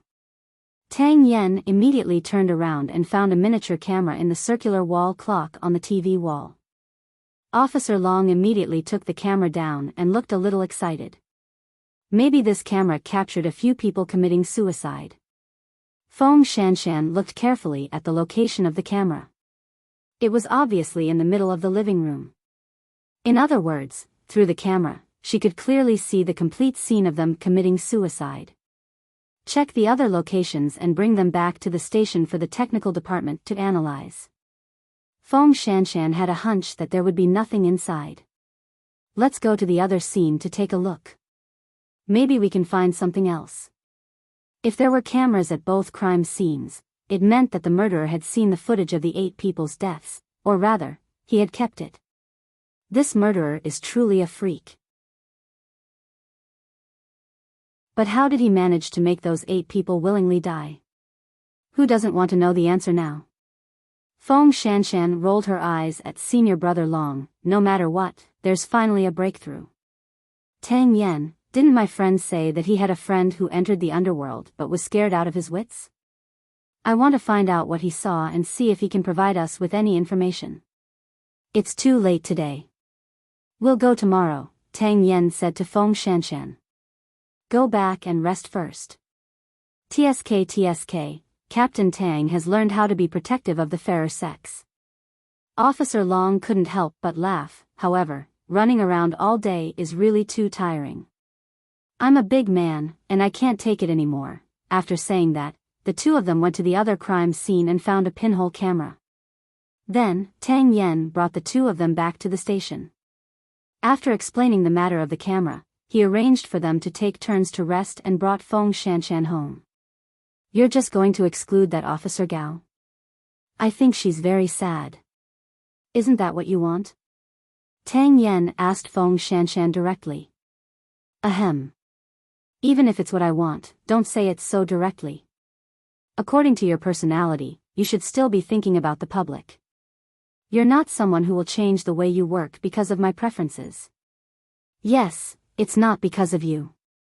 It's because I hate her too, Tang Yen replied calmly. Haven't you noticed her good figure? Feng Shanshan leaned against the passenger seat and looked at Tang Yan's side profile. Old. Tang Yen summed up Officer Gao with one word, which made Feng Shanshan laugh. I'll be this old in the future. After Feng Shanshan said this, her smile became even wider because she wanted to know if Tang Yen was really a relationship expert. When you were like her, I was already a middle-aged man.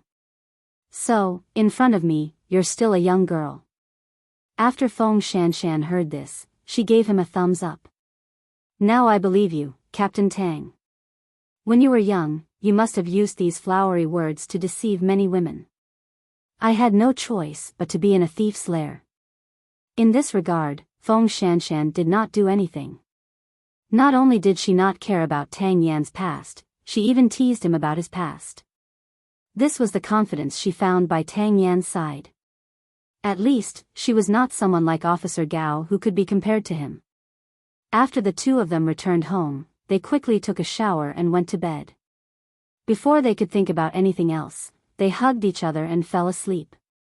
The next day, Mu Qiqi sat up from the bed and saw the note Xing Xiao had left on the bedside table.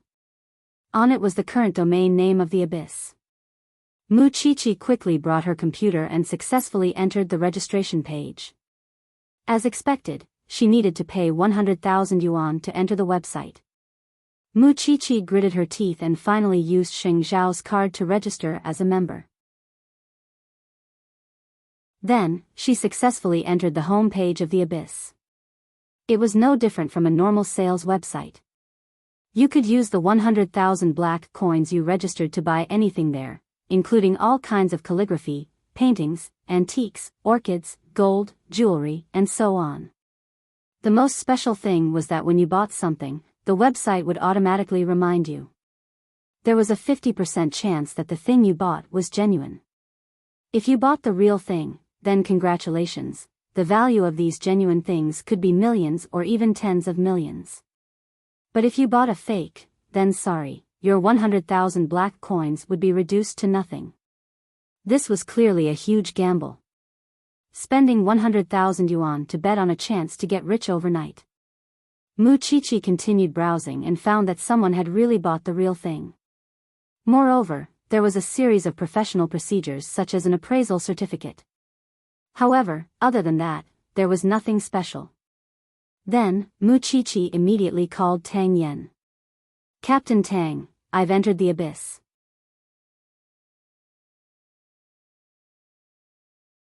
Chapter 676. In order not to alert the enemy, Muchichi spent a lot of money on that lousy website. She spent 100,000 yuan to buy a few lousy antiques, none of which were real. According to the website's prompt, there would be a system prompt the moment you bought it. This was equivalent to a scratch-off lottery ticket. It was full of the nature of gambling. The people from the branch office also wanted to use Muchichi's username to go in and investigate. However, perhaps because they sensed that the IP address had changed, Muchichi's account was prompted with an abnormality and she could no longer log in.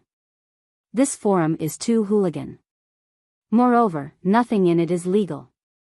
But you said that it's illegal, and the price is clearly stated. Moreover, there are all prompts. In the end, it's just taking advantage of the gambler's mentality. As someone who had entered before, Muchichi deeply admired the brains of the forum's creator. We also entered the forum, but Chichi didn't find anything unusual inside. Although the 100,000 yuan membership fee is expensive, there's nothing suspicious about it. Now that the internet is so developed, it's not surprising that there are a few forums like this. At most, we can just report it. After hearing Officer Long's words, Tang Yen turned to look at Muchichi. Could it be that the IP address and bank account you used exposed your identity and aroused their vigilance? Captain Tang, my understanding is that the Abyss is not afraid of our investigation at all, Muchichi replied. I agree with this. If the Abyss is really afraid of an investigation, or if it has something to do with the 8 lives this time, they would have closed the entrance long ago. How could they still allow us in? Although they were very unwilling, the truth told everyone that the Abyss website did not seem to have anything to do with the murders. Even if those 8 young men had spent money to join the club, and even if they did not buy the real thing in the end, they would not commit suicide because of this, right?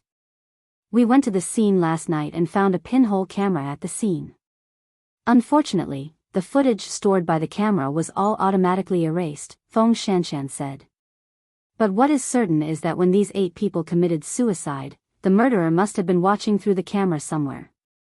So, all the clues are gone now? Everyone fell into deep thought. A moment later, Feng Shanshan said to Muchichi, today, Captain Tang and I will go look for my friend again and eliminate the suspicion of the Abyss. I'll go with you, Muchichi said. Anyway, the other domain names are still under investigation. Don't be so discouraged. Senior brother Long comforted everyone. Our special investigations team has been established for so long, and there has never been an unsolved case. I didn't expect you guys to be so good at comforting yourselves. Officer Gao, dressed in a police uniform, walked out of the chief's office. I've said it before. This is my field. If you want to rely on the previous methods to investigate, it won't work. Cybercriminals hide behind computers and monitor everything. He must have seen the video of you going to the crime scene yesterday. Maybe he's laughing in his heart. These idiots are too gullible. Since it's your field, why do you have to put it in the special investigations team to investigate? Tang Yen asked Officer Gao. That's because you've been trying to catch this murderer for a long time. I've asked an information analyst to search for past cases. As long as there's a similar shadow, I've dug through all the files. Your cyber police still couldn't find the murderer. It's just that in the past, the murderer wasn't this vicious. Are you guys afraid of taking responsibility and trying to stir up trouble here? Tang Yen. I think I've been patient enough with you. When you say these words, you better know your limits, Officer Gao said angrily. How about this? I'll leave Officer Long and Old Cheng to you. You can use the resources at your disposal. I want to see if you can find the murderer. Who's afraid of who? The two bosses were saying harsh words, and the shrimps below expressed that they were innocent, especially Officer Long. He didn't want to follow this white bone demon either, okay? Captain Tang, you guys take care of Officer Gao. The rest of you, follow me out. Tang Yen gestured to Officer Long to calm this woman down and not cause any trouble. Although Old Cheng and Officer Long were extremely unwilling, they didn't dare to disobey Tang Yan's orders. They could only watch as Tang Yen left with the others. It's because we don't usually go online, so we don't know what new things young people like to play these days. The professor sighed helplessly. But forget about me. I'm already a bag of old bones. Why don't the two of you like new things? Feng Shanshan and Mu Qiqi looked at each other and didn't say anything. The two of them seemed to be getting further and further away from their identity as girls. However, just as Tang Yen was about to bring Feng Shanshan and Officer Long to find her friend, the professor pulled him to the side and said, "No one else knows about you and Shanshan, right? Except for Mu Qiqi. But just now, that woman surnamed Gao has already brought this matter to the chief." The professor was a little unhappy. Although this is your private matter and others have no right to interfere, what the chief thinks is another matter. You deal with it yourself. Understood. Tang Yen only said 2 words. He didn't have the time to deal with Gao Qiqi now. However, he would remember this grudge. The three of them traveled together and once again found Feng Shanshan's friend at the high-class club. Shanshan, what do you want to ask this time? We want to know where your friend who was scared out is. Is it convenient for us to talk? Feng Shanshan directly stated her purpose of coming. After hearing this, the other party hesitated for a few seconds. Finally, he nodded. I'll help you contact him now. After saying that, Feng Shanshan's friend walked out of the club and made a call. When she came back, she told them, this friend of mine doesn't seem to be in a good mental state. He's been seeing a psychiatrist recently and can't take any stimulation, so he refused. When Feng Shanshan heard this, she glanced at Tang Yen and Mu Qiqi and didn't force them. All right then. Sorry to disturb you today. It's fine. Feng Shanshan felt that the other party didn't tell her everything. But since the other party was unwilling to tell her, she naturally couldn't continue asking. The three of them walked out of the club in silence. They all felt that the forum was still full of strange things that made them feel uncomfortable. Qiqi, where did you get your address?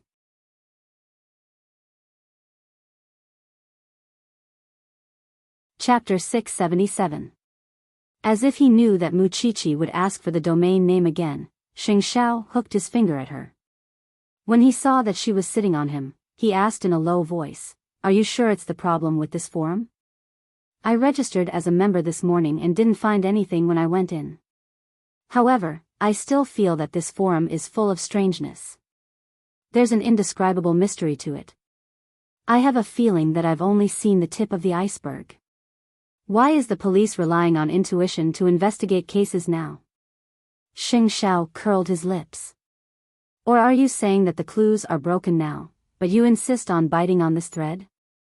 Is there any way to find out more about this forum? What's in it for me to find the information for you? Xing Xiao asked Mu Qiqi seductively. His eyes were full of temptation. Do whatever you want. Mu Qiqi said heroically. That's what you said. After saying that, Xing Xiao dialed the internal line and asked the secretary to enter the office. Go and invite the young master of the Yen family over. Let him come for lunch. Is this young master of the Yen family that ridiculous rich young master? The one who married his father's lover? He's open and likes to hunt for novelty. If there's no news about him, then there's really nothing suspicious about the dark abyss. After saying that, Xing Xiao pointed to the sofa at the side. Go and wait. I'll go to the meeting first. Got it. Before Mu Qiqi got up, she took the initiative to kiss him. Xing Xiao was so busy, but she still pestered him thoughtlessly. It made her feel very guilty. After this incident, she would definitely not let her man be involved in these murders again.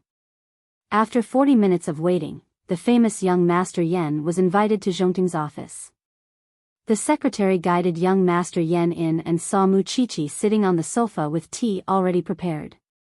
Hey, isn't this our little bride? I've heard a lot about you. Mu Qiqi knew that this young Master Yan was a fun person to play with. He was dressed in a wine-red suit and wore exquisite accessories. His hair was dyed flaxen, and he was as flashy as he could be. Isn't young Master Yan's name just as well known? The man smiled and cupped his fists. Thank you for not despising me, President Sheng. We can still be friends. I'm really sorry. I have something to ask of you today. Mu Qiqi gestured for him to sit down. Young Master Yan leaned against the sofa in confusion. After a few seconds, he pointed at Mu Qiqi and said, Could it be because of the forum? Mu Qiqi nodded. Last night, your President Sheng called me in the middle of the night and asked me for it. Did you go in and play? I'm a shallow player. I want to know how deep it is. Mu Qiqi looked at him seriously, hoping that he would tell her the truth. After young Master Yan heard this, he pondered for a few seconds and then asked, You spent 100,000 yuan? Yes. Mu Qiqi nodded. I also heard that you have to spend millions to watch a good show. Young Master Yan replied, Although I also like to hunt for novelty, I still feel the pinch if I have to spend 1 million just to buy curiosity. However, I can share a few pictures with you. With that, young Master Yan took out his phone, flipped through a few photos, and handed them to Mu Qiqi. After Mu Qiqi finished looking at them, she was stunned. That was because the photos were none other than the 4 dead people from 2 days ago before they committed suicide. Young Master Yan, do you know that these 4 people are dead? Who doesn't know now?